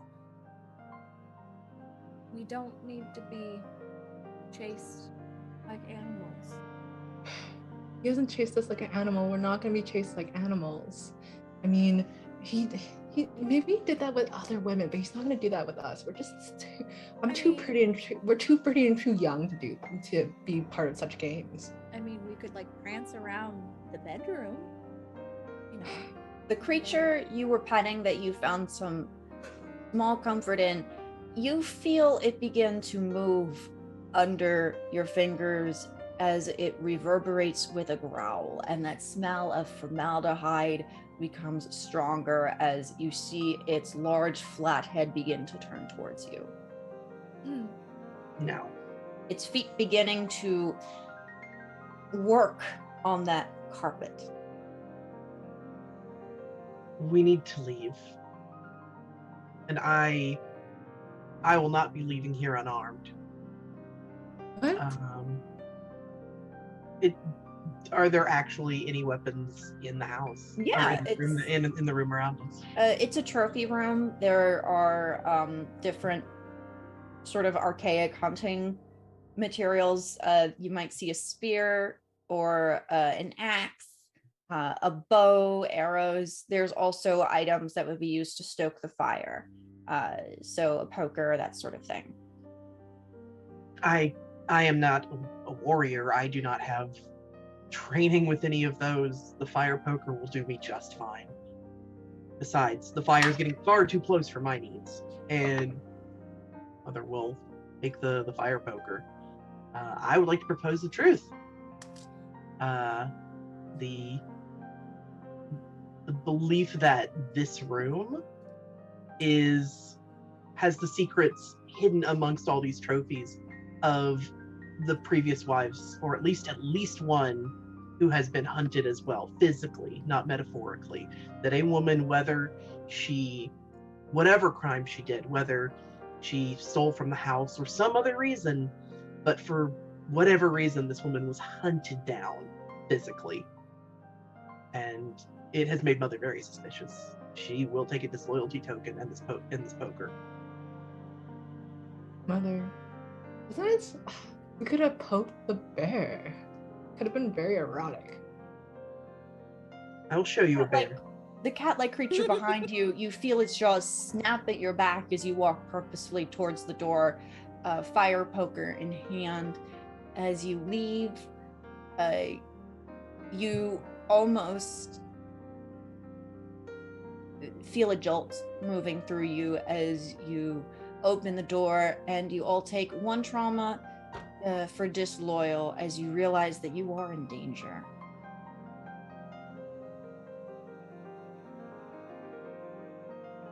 Mother, please pass the ring. I feel things turning bad. I trust you, witch, despite my misgivings in the bathroom. You understand the things in the shadows. Lead on. Thank you. Witch, can you tell me about this key? The end of it is, well, it's all black. The end of it is in the shape of a pentagram, but the shaft is a finger.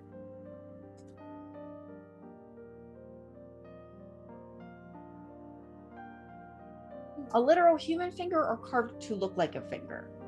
Carved.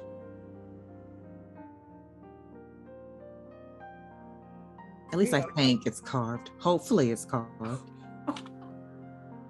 I At guess least, that's at a least little. she said hopefully. That right. We for sure are going to hell. At least I have a poker. If we're going to hell, I have a poker.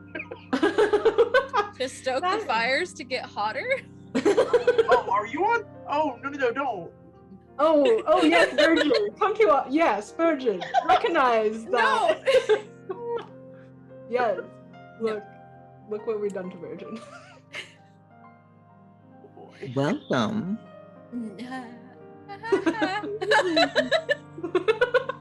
I'm looking for an appropriate room. Please hold.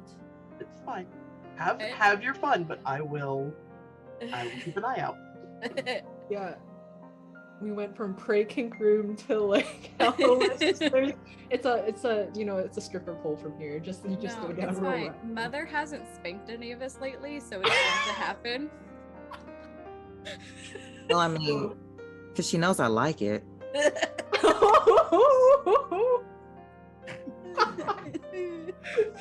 If we weren't in actual danger, I would be more angry with you. But I have other things to be concerned about now. So have your fun. Like the taxidermied cat thing that came to life that was at our heels. Yes, Mm-hmm. like that. Yeah. We could have just like gave it a nice hug and just told it would be okay. Nothing mean- would have happened. I could have. You don't believe that either. What All if right. it just needed to be pet and like showed love instead of murder? You are lovely and sweet, and I don't always believe that will work. Mm. That's okay. That's why you have me. Oh, Right. did I almost agree with Virgin? I would like to distance any of my thoughts away from Virgin, please. So, you're having this internal dialogue. You're walking down the hall. And you're looking for the door that you feel matches this key. And you find a door that looks old. It looks like it is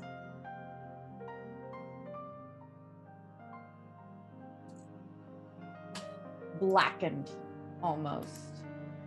It looks as though it is.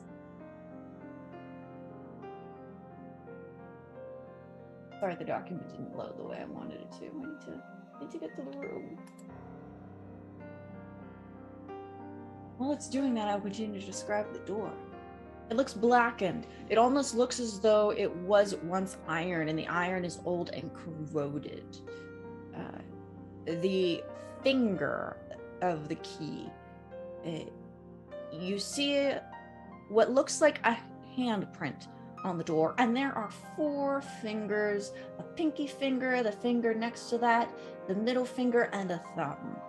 It looks as though the finger of your key would fit next to the thumb, but before the middle finger. And so you sort of slip it into the material of the door, and you could almost swear that the knuckle of the key straightens to fit more perfectly into the door. And there is a click that you tell yourself is from the door opening and not that knuckle straightening.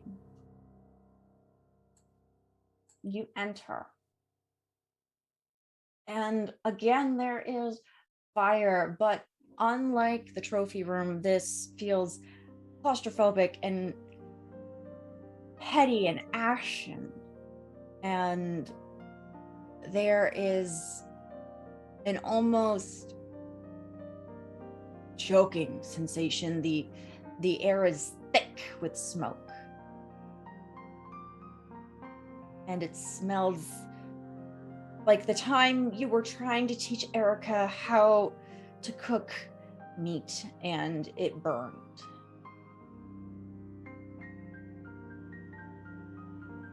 Are there any windows? No.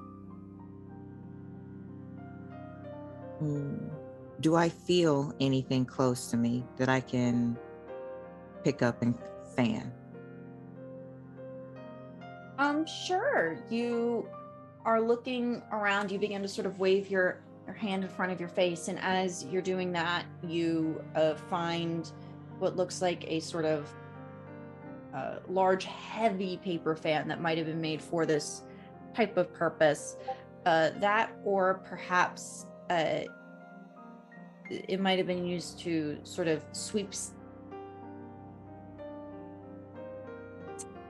Like something heavy. a broom.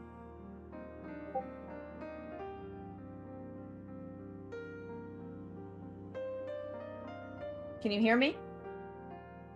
You hear me now? Mhm. Okay, cool. Sorry, I bumped my mic, but looks like you got me now. Okay. You're picking up notifications from me. I thought I had muted that. I'll take care of it now. Apologies. All right.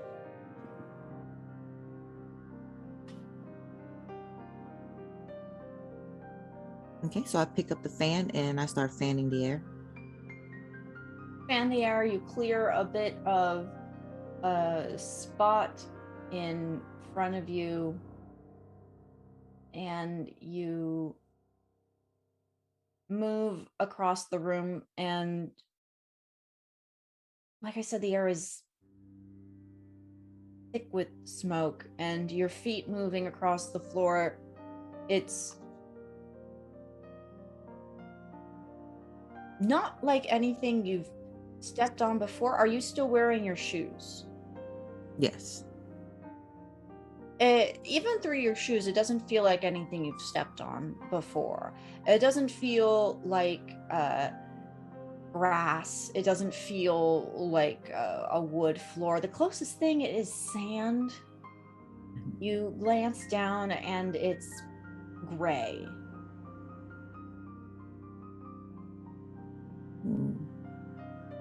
I reach down, trying to feel my hand against the surface. You run your hand across this gray stuff on the floor. You lift it up and you look, and it looks like soot, thick, heavy ash. Okay. Which are we gonna be burned alive in this room or something? Because I feel like we're in literal hell. I am choking in here. What are we doing? This wouldn't be the first time you choked. Okay, yeah, that's that. Beyond that, yeah, that was that one time, and I love watching Braden squirm when that happened. Just as well, there are stories about witches in ovens. So, what are we going to do? So there's like a soot and residue like on the floor and on the walls and stuff like that. Yes. Did I take Mother's poker and start like scraping it off to see what's underneath? Sure. Are you scraping ash off the wall or a spot on the floor? The wall. You find sort of drag marks on the wall. Think about this gesture.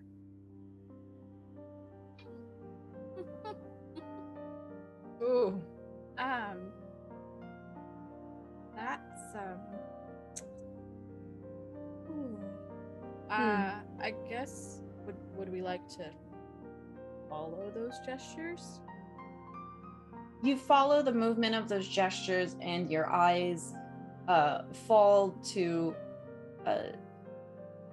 the tattered pages of a diary, perhaps. Ooh. There's singed around the edges. The cover that would have had to have been a thick leather, really, to protect the pages, is gone, but some of the pages are still there. Take a look, witch. I'd like to investigate what memories does this item hold? Which item in particular? The diary. Love gossip. I love reading into other people's lives. I love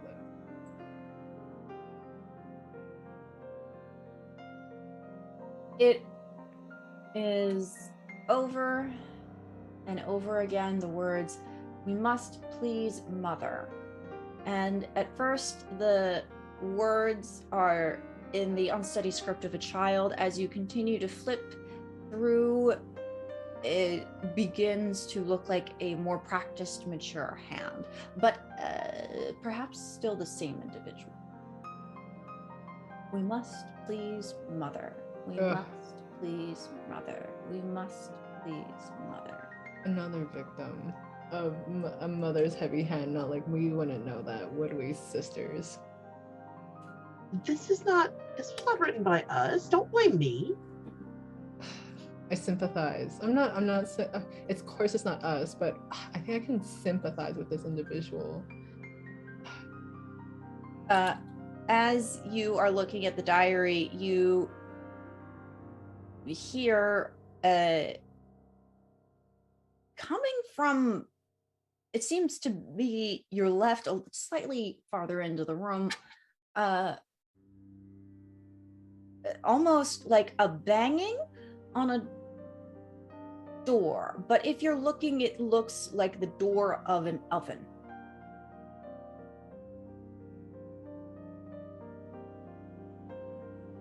There's a banging. Let's open the door. Oh, okay. I was gonna ask if the door had a little peephole. No, let's just open it. Go Which full you say in. open the door. It does have a peephole, but it's so covered in ash and burnt stuff that you can't really tell anyway. So you open it, and it's got one of those metal bars. You pull it up, and you see a pair of feet thrust forward as though they were attempting to kick it open again. And out spills a young woman. A very young woman, really. She's younger than you. Maybe something closer to Erica's age.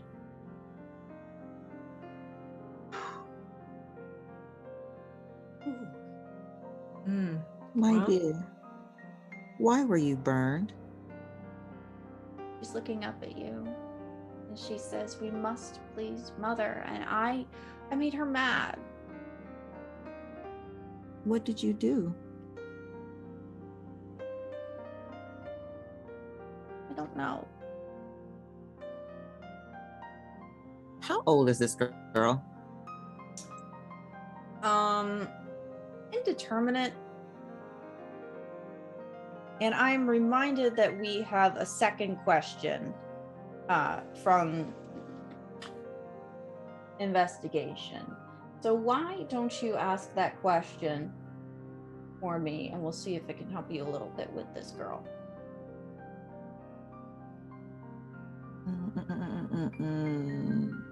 I'm going to avoid giving her a solid age, but she is younger than yourself. Okay. Is everyone comfortable with that? Okay, cool. I guess what about her is odd or uncanny? She herself does not appear to be burned, and yet she was in what appears to be an oven.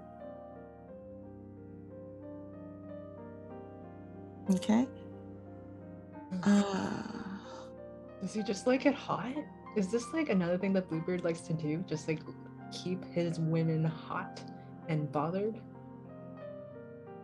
Not always sex. Why is it always sex? I don't think that's quite literal. I think hundreds of years later, I think someone will invent like something hot you'll do and you'll twist around and stretch. Maybe that'll be a newfangled thing in the future. I think it'd be quite cool. I have concerns about your well-being, but who to the girl, who locked you in there? Your mother? A servant? Yes, My absolutely. father. Oh, Please.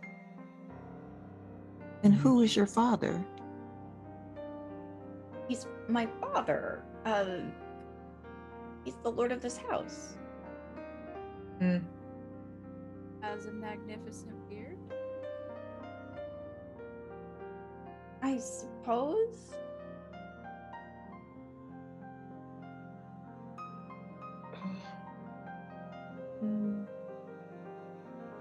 You didn't see him or Mother, did you? I'm not supposed to come out yet, but it was getting hard to breathe. Your father's away on business. But why don't you have a seat at the table? And I will go get Mother for you. You turn to look at a table, and there is indeed a table, but it's not the kind of table that you would eat on. It looks more like a gurney. And as you look around, you realize that you're in a crematorium.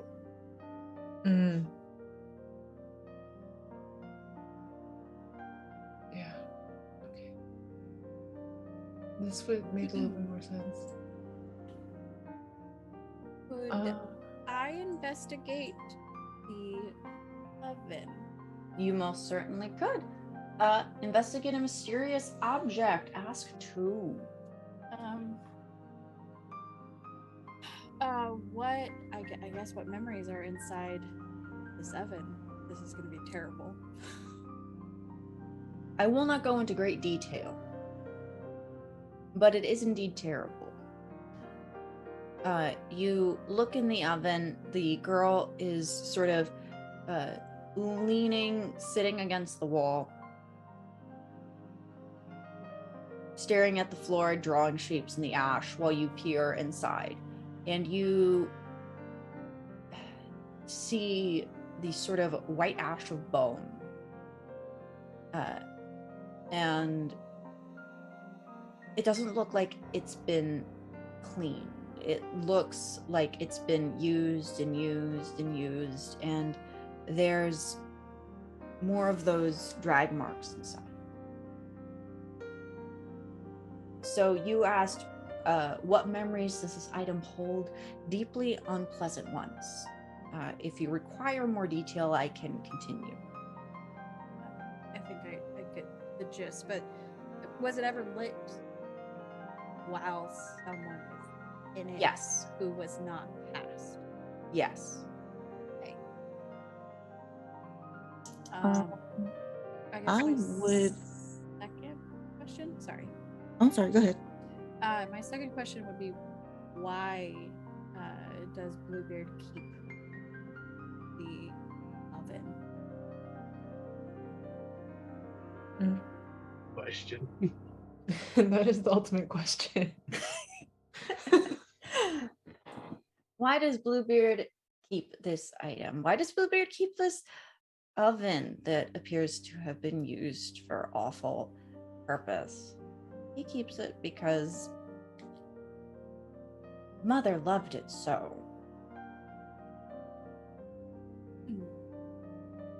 So when we say mother, should we interpret it as like his like sadistic mom or another bride? I guess that's the question. That is something you would have to determine with the truth. Okay.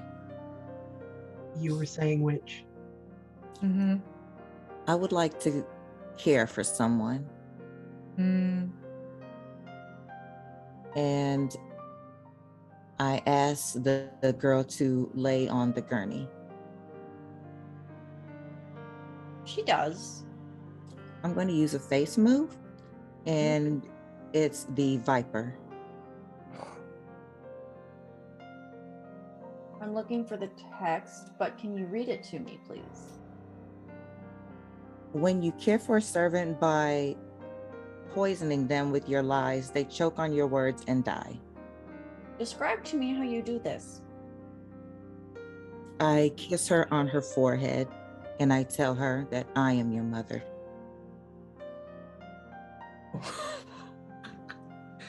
She smiles up at you. Have I pleased you, Mother? Yes, you have. Oh. Rest.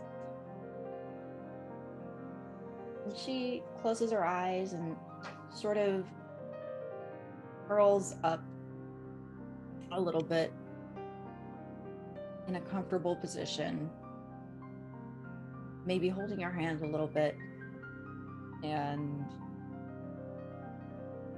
holding your hand against her chest. You feel that movement slow, that up and down motion of her breathing slow. And you know that there is no more possibility of her torture or pain. I take the diary and leave the room, and I want to use that as a token of disloyalty. And what is your truth?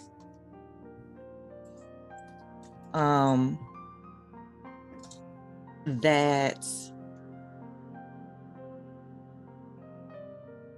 there are no good intentions when it comes to Bluebeard. For him to do this to his own offspring, regardless of how rich or powerful he is. Anyone that can do this to their own child, there is no good in them.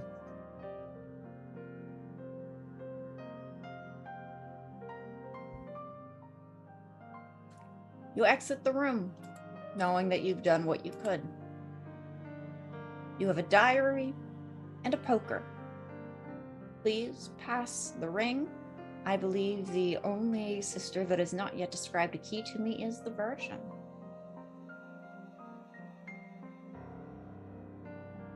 And I pass the key to the Virgin. Mr. Witch, before we move another step, I have a question. Tell me that you took no joy in that. I in did that not. To motherhood. I did not. All I Wow. wanted was to end her suffering and for her to be at peace. Wow, Witch, I didn't expect that. And if her own mother will allow a monster to do that to her, I take her as my child. We are one mind. Thank you.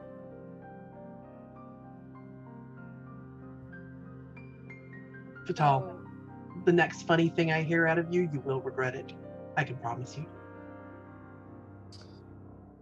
I'm not saying anything, Mother. I haven't said anything at all. I don't know why you think that I would cause trouble at this moment right now. I'm also touched by what Witch did. It's not like I have no heart, or I just have a lot. My heart is not where your heart is. My heart is a little bit down there.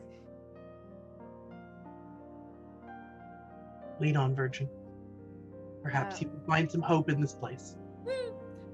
With a heavy heart, Virgin taking in what just with what just happened with the child, she kind of just starts mindlessly flipping through the keys, kind of hoping to find one that isn't hopelessly dark. And she finds a golden key with a kind of like spinny spiral pattern of the actual key, and at the top of it is a little golden lantern. I'm sorry, what did you say was at the top? A little golden like lantern, like think Tangled, a little paper lantern type motif.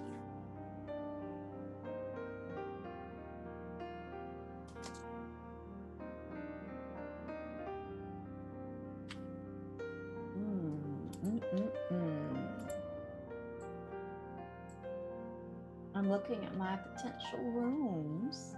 Ooh, yeah, this is an easy pick. I don't know if that's a good thing or a bad thing, but We know what game we're in. it's a bad thing. You haven't figured it out by now. Yeah, do Yeah, something to fair. Virgin. Tickle her feet or something. Right. So it's a little silent in your psyche as you walk down the hallway, just sort of acknowledging what's happened and how desperately different this is than the night you expected not long ago. You can't have been here for more than 2 hours, maybe? And already it's so different. And the Virgin, you are looking at these keys and you find a shiny gold key that in the lantern light looks even brighter, and the light sort of hits off that paper lantern motif at the top, and the door that it clearly belongs to is stylized like a candle, and at the top of that sort of shaped door is a stained glass yellow window to inspire the idea of flame. You take the key and the spiral pattern on the key slides into the center of the door, into that sort of wax pattern in the inlay. And you sort of twist it, and it sneaks perfectly into place. It opens, you enter, and it's a room full of burning candles. It's bright, the light is warm, and it feels, whereas the light of the fireplace felt cold, not warm, and there was no fire present in the last room, this definitely feels warm. And there are mirrors positioned in such a way as to cast as much light as possible. This is a bright space. You enter, and there is no carpet on the floor. It is polished. Again, not quite to a mirror sheen, but it is polished as though to reflect yet more light. Ditto for the ceiling. There are no windows. What do you do?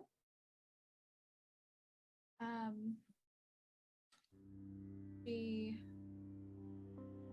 takes in all the light and the candles surrounding. But now she's kind of poisoned to the house in a way. Like she's just looking for something to be wrong. So she kind of like glances over the different candles, seeing if there's any taking a page out of the witch's book. Maybe there's some ill intent inscribed in the candles or something. As she kind of like steps into the room and starts moving about. I would suggest we use investigate a mysterious object, just Okay. because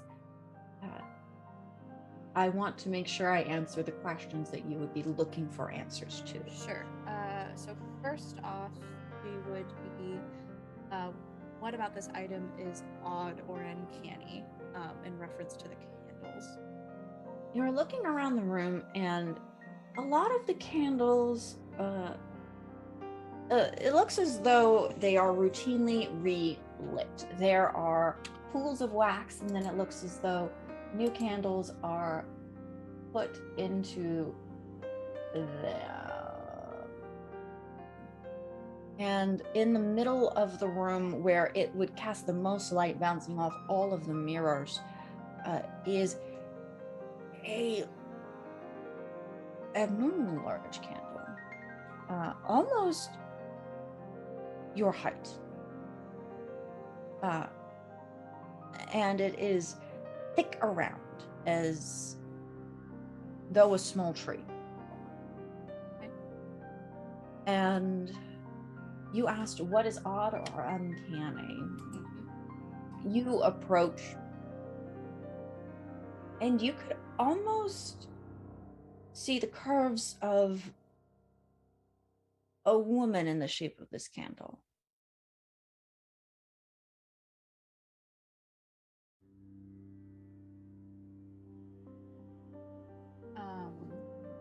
Then my Version.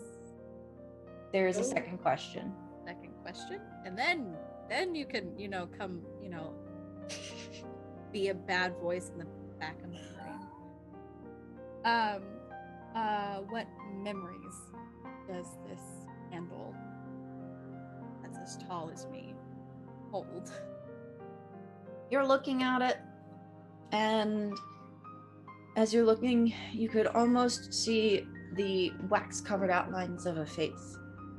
You reach out and sort of run one of the edges of your fingers along what might almost be a cheekbone, and you get the feeling, the memory of a woman, the sound, the voice of a man resonating in her head. Your fire burns too brightly. You must do something. You catch the eye of too many. Harness yourself.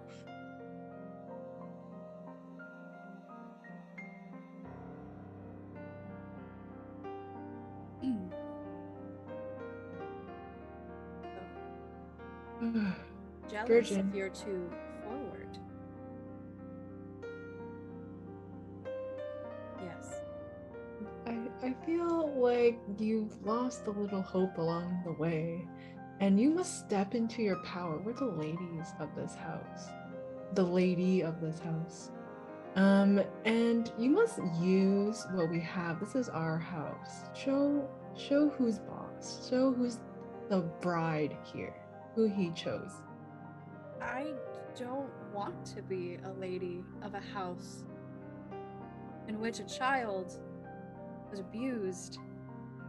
A child that just passed. Virgin, come now. She said mother did that to her, not Bluebeard.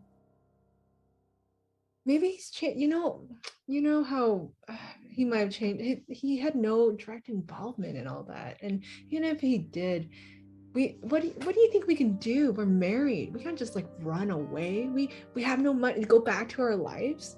We have no money. We have nothing. You can go back to Jacob. There's plenty to do in town. And yes, the child directly said that her father put her there. How is that not his direct involvement? I mean, it sounds like more like the child was playing hide and seek and just gone to just locked themselves up in like the oven or something. That's what children do. That oven cannot be accidentally locked. From the outside? You know what? We're doing all this exploring. Let's get that matter out of our mind and see this candlelit room, how romantic it is and how nice it is. I'm trying to look at the bright side. We are a lady of this house. Take control of the situation. Do something. What would you have us do? You know what? I'm gonna use my face move right now. I'm gonna take the ring from Virgin, who's so stymied in the previous room. All right, witch, you have the ring. What do you do? Fatal. God has the ring. Oh, Fatal, I apologize. No way. You're not acting virgin-like at all. I don't know how I made that. Oh, you know, witch fatality. I mean, at least you didn't call me virgin, so like I don't, or mother. So like The ring it a was one of couple those. times. So, what's your trauma at right now? Oh, right, you guys should all be at one more. I don't think I reminded you to take a trauma after the crematorium. Mm-hmm. So, Virgin, you were at 3. Everyone else is at 2. Yeah. Because I spared you from that first room. Is that what you think, Virgin? You're acting. This is what If we would have had your way, we would probably be drowned in the bottom of the bathtub. Why do you think we'd be drowned? That's what Mother said. It's just a trick of the light illusion. We're just so tired and drunk right now. Yeah, that we like just missed people coming out of the bathtub. And then, there was no bubbles. The house is trying to warn us. What is this that you're all talking about? Let's just enjoy. And so I'm just going to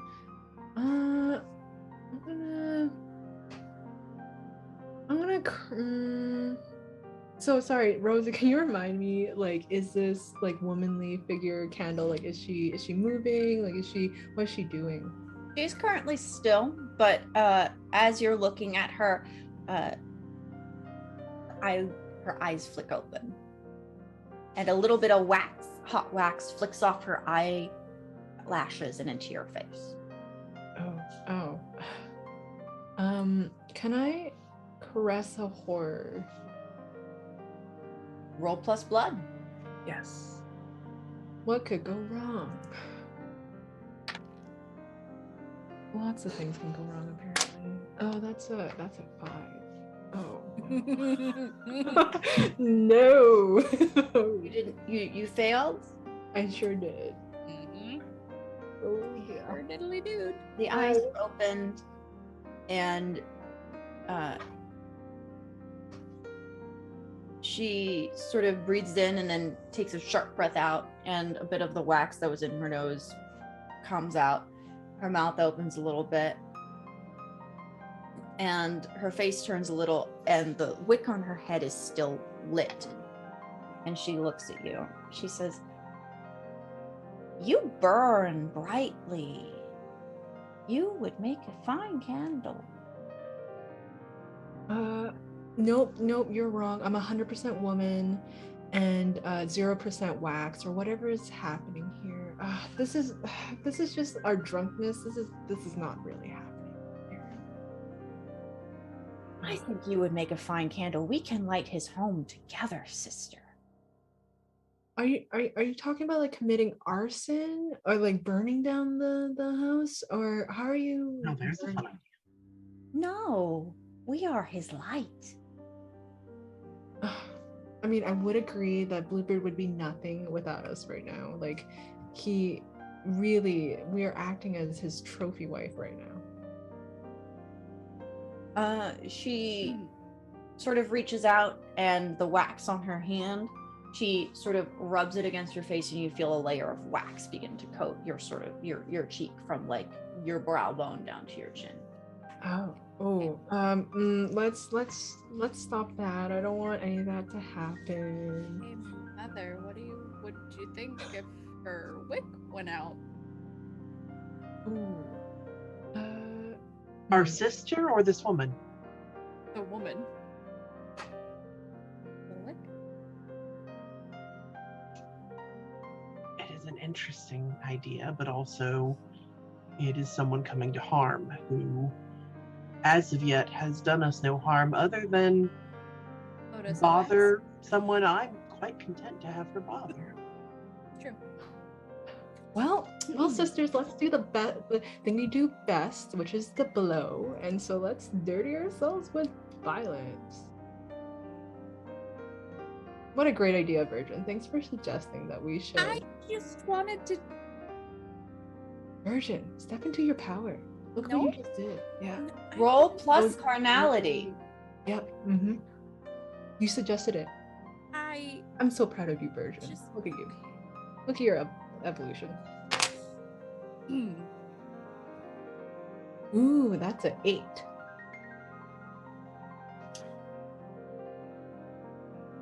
On a hit, you inflict trauma as established and choose 1. You disable, silence, or mutilate. I choose to silence them. Some of the wax drips back over her mouth, and it hardens rather quickly. On a 7 to 9, choose 1 from below as well. Your vulnerability opens you up to trauma, or your carelessness leaves you in a bad spot. More trauma, please. More trauma, please. She is silenced, but her hand comes back up, and this time it sweeps a little bit more over your eye, and you feel hot wax coat your face a bit. So about half of your face is now covered in that. No, it burns. Oh no, I hope it doesn't leave a scar. Please take 1 trauma from the fact that you are being slowly encased in wax. Oh no, that leaves me at 4. Ugh. Are you going to tell us how this is some innocent thing that's happened here, Fatal? This is just what happens when we get drunk, okay? Like, we've never drank before in our lives.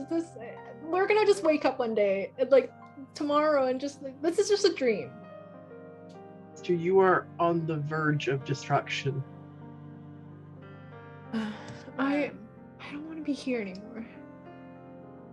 Can I care for the poor? Yes, care for someone is a maiden move. When you care for someone, you can ease their suffering, bridle their torment. Just describe to me how you do it. Virgin comes to the front and purposefully, like, just gently, like, caresses the woman candle. And she's just like, "You're not too much. You're not too bright. everything he said to you isn't true. He was just jealous of your beauty and your kindness. And so what if more people want to be in your life? That's a good thing. Because you're someone who is generous and kind. And she takes like a couple of flowers out of her flower crowns and presses them into the candle. I love that. She sort of reaches and feels the flowers, smiles, and stops rubbing wax on your face. Aha! Wow. It's a win, right? I would like to propose a truth. Now that we're ugly, and now that I have nothing. Because that's the takeaway here. The takeaway is that our face was burned. That's the final straw for me. What is your truth? I take the hot wax off my face and take it as like a ball. That's my token of disloyalty. And my truth is that he didn't really care for us in the first place. He just uses women and like our brothers and our mothers and our fathers always berates us and derogatorily tells us we're nothing. And so that's going to be our future as well. That if we continue to be the bride of Bluebeard, we will also melt and become nothing, because that's what candles do as well. They just melt into nothingness.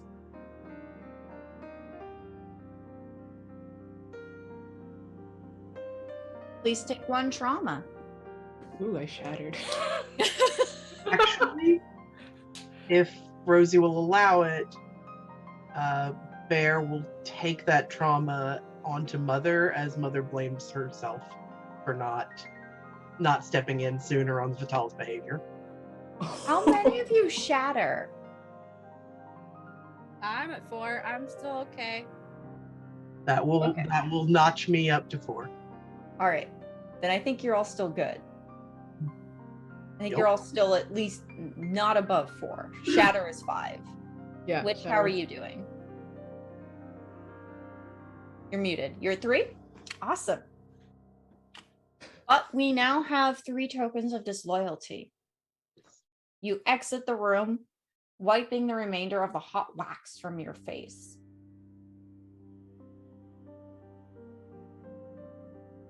And now we reach the final room.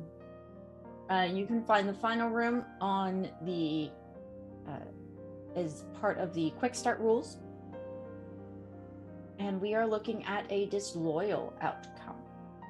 I hope to shatter you at some point during this series, but we'll see.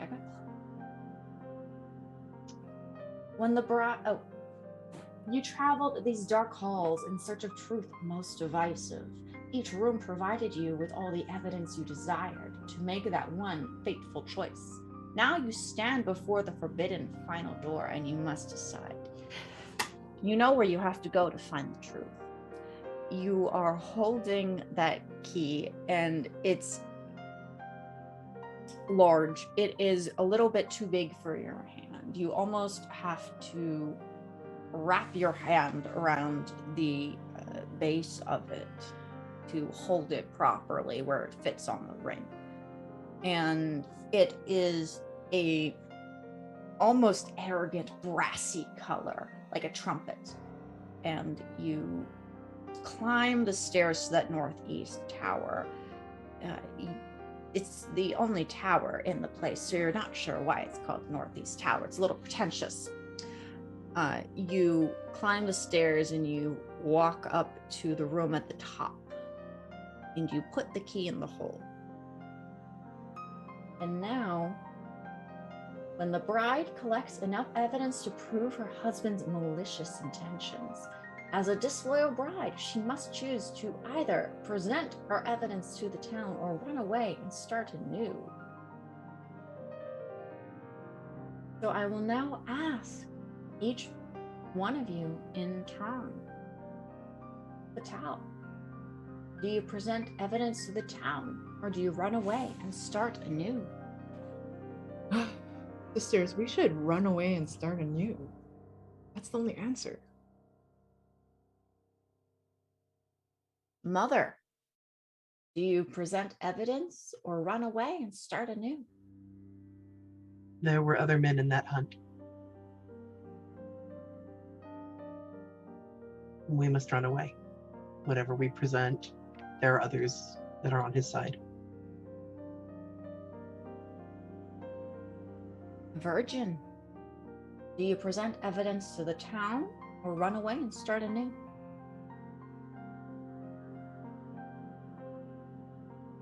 I believe you're muted. Interesting. How about now? You're good. Awesome. We can't run away. There's more women who are going to come to him, and we can't just leave our family or Erica. I mean, if we're going to be punished, I'd rather it be with family. Virgin, we just left our family. We don't have a family to go to, and who's gonna believe us? Which? Do you present evidence to the town or run away and start anew? Run away and start anew. We don't have good enough evidence to present to the town. No one is going to believe us. I like these decisions to be unanimous.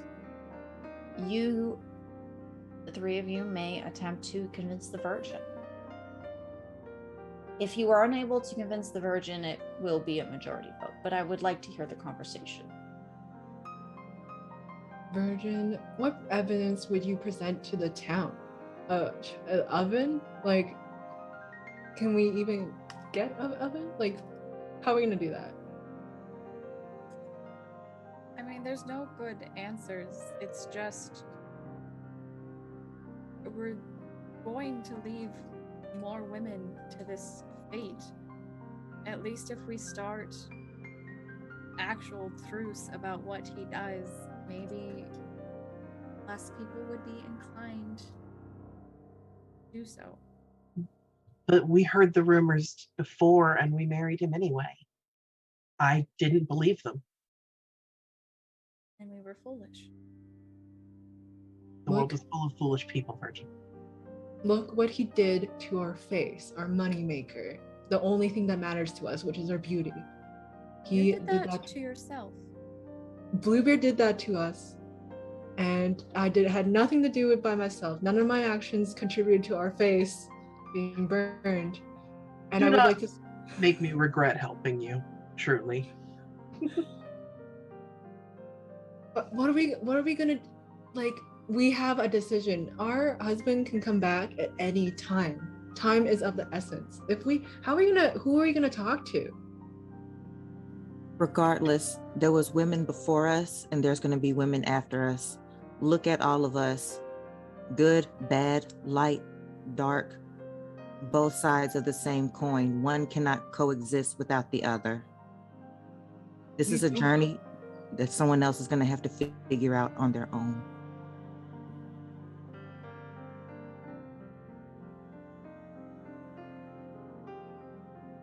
But if anything happens to Erica, I am blaming all of you.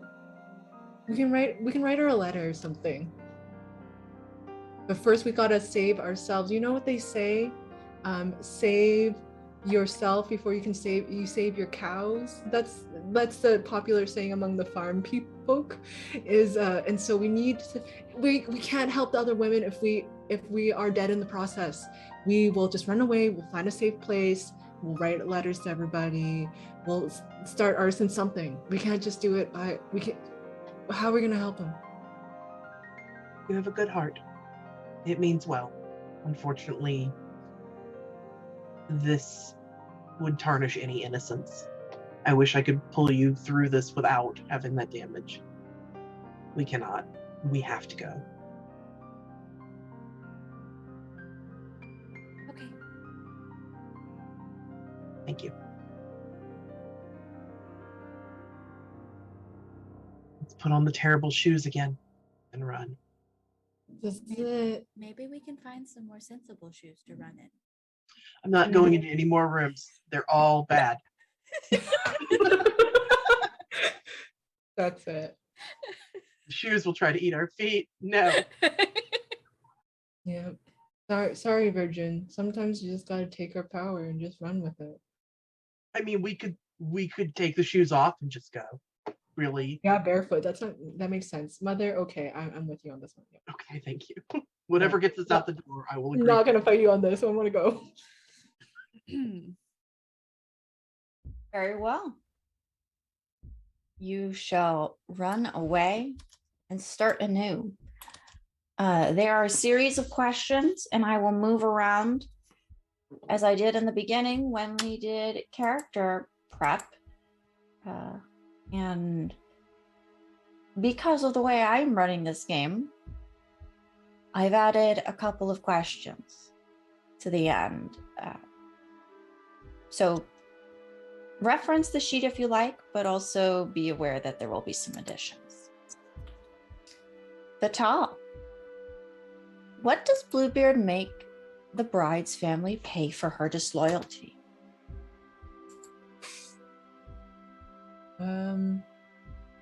Bluebeard takes it personally that her running away is a personal attack, and so he salts the ground that the bride's family has. The farm will never grow any crops. The animals cannot feed. He makes sure that her family will never thrive again, and that he spreads malicious rumors about his whole entire family, about her entire family, and how she was a slut and she was a whore, tarnishing their reputation. And any sibling of hers will never be able to marry nobly due to these rumors and inability to produce any crops or livestock.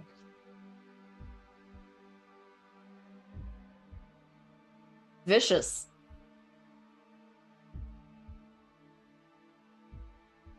Yeah. Mother. How does the bride convince someone else to marry her?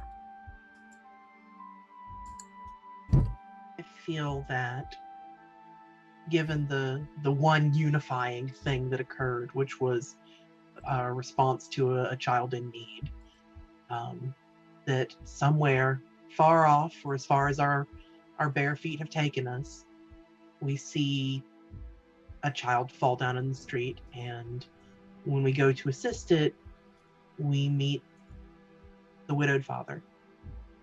And a simple conversation, an interest in a child that has no mother, we can all at least agree that we would like the company of this person a bit longer. Maybe we can trust them. Maybe.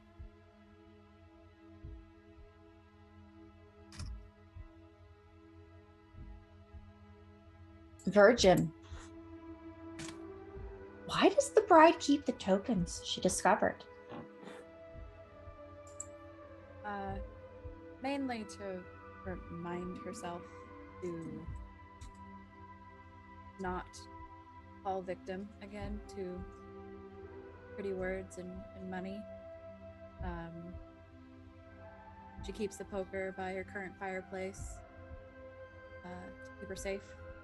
She's remolded the wax into her own little candle that she says a prayer to every night to all the women that have and will go through Bluebeard's house. And she keeps a diary as a token to remember to do well by children and to help them where she can, so hopefully none in her life have to suffer like we did.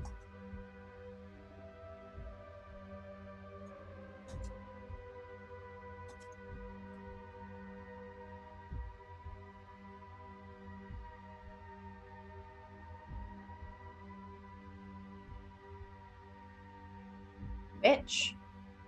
What memory of Bluebeard's house gives the bride pleasure when it shouldn't? The room that the witch went into She spent so much of her life being hushed and viewed as weak.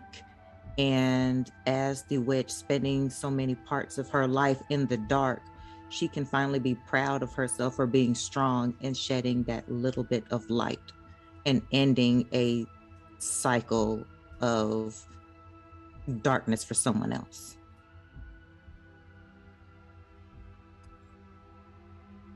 That's really beautiful. Patel, what loving gesture does Bluebeard make when he finds you? A rough one.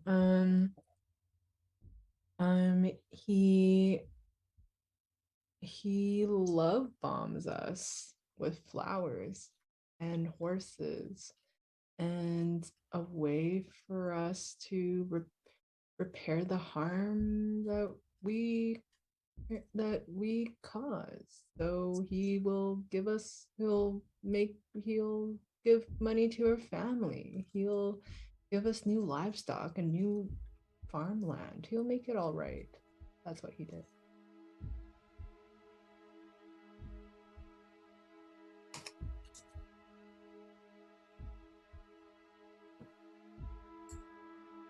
Mother, what is the name of Bluebeard's next bride? I know this one's on me, but given that this is a journey we're all on together, sisters, I, interestingly enough, am kind of loath to hand over Erica. I know that's the point,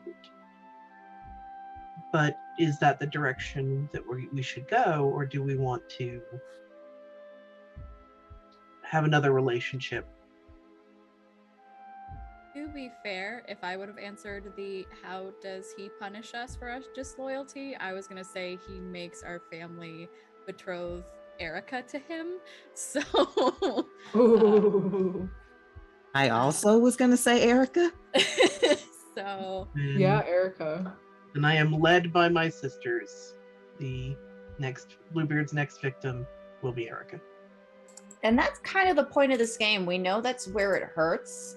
And we know that's the answer that would be demanded, even though we don't want it to be. And my next question is, how is she related to you? But we already know the answer to that. She is the youngest sister that we raised ourselves. No. oh, now you have feelings. You've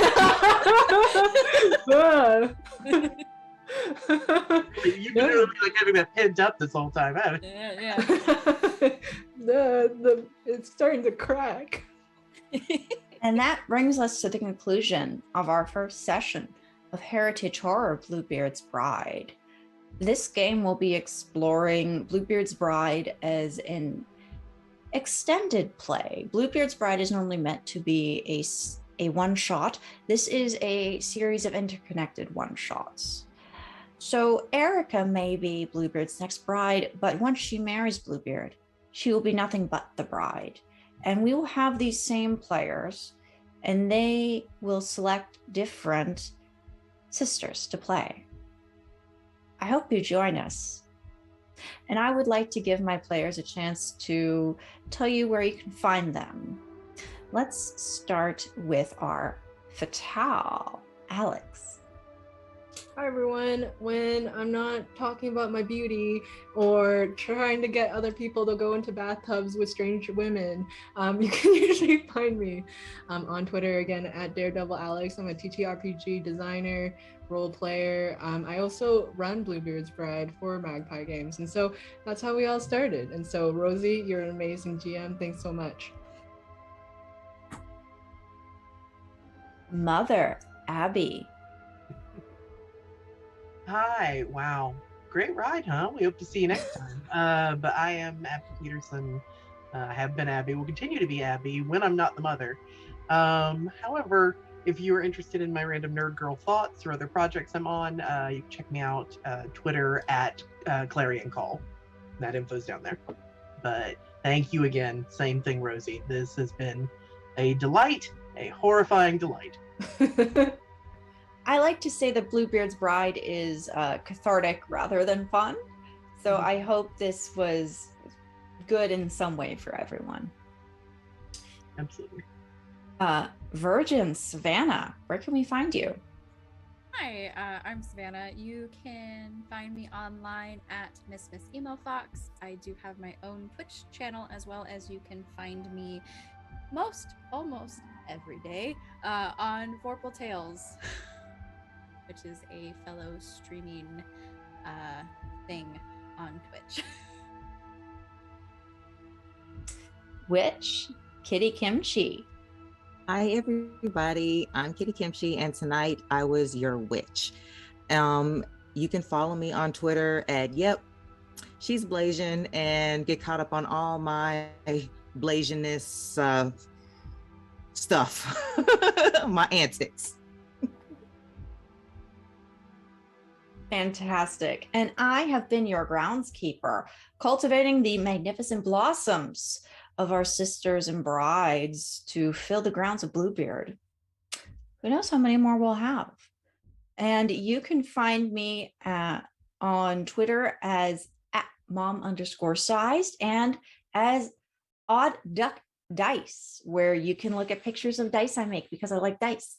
You can find me every Thursday and Sunday over on Vorpal Tales, playing Comrade Fingerbang in the Savage Supers game, and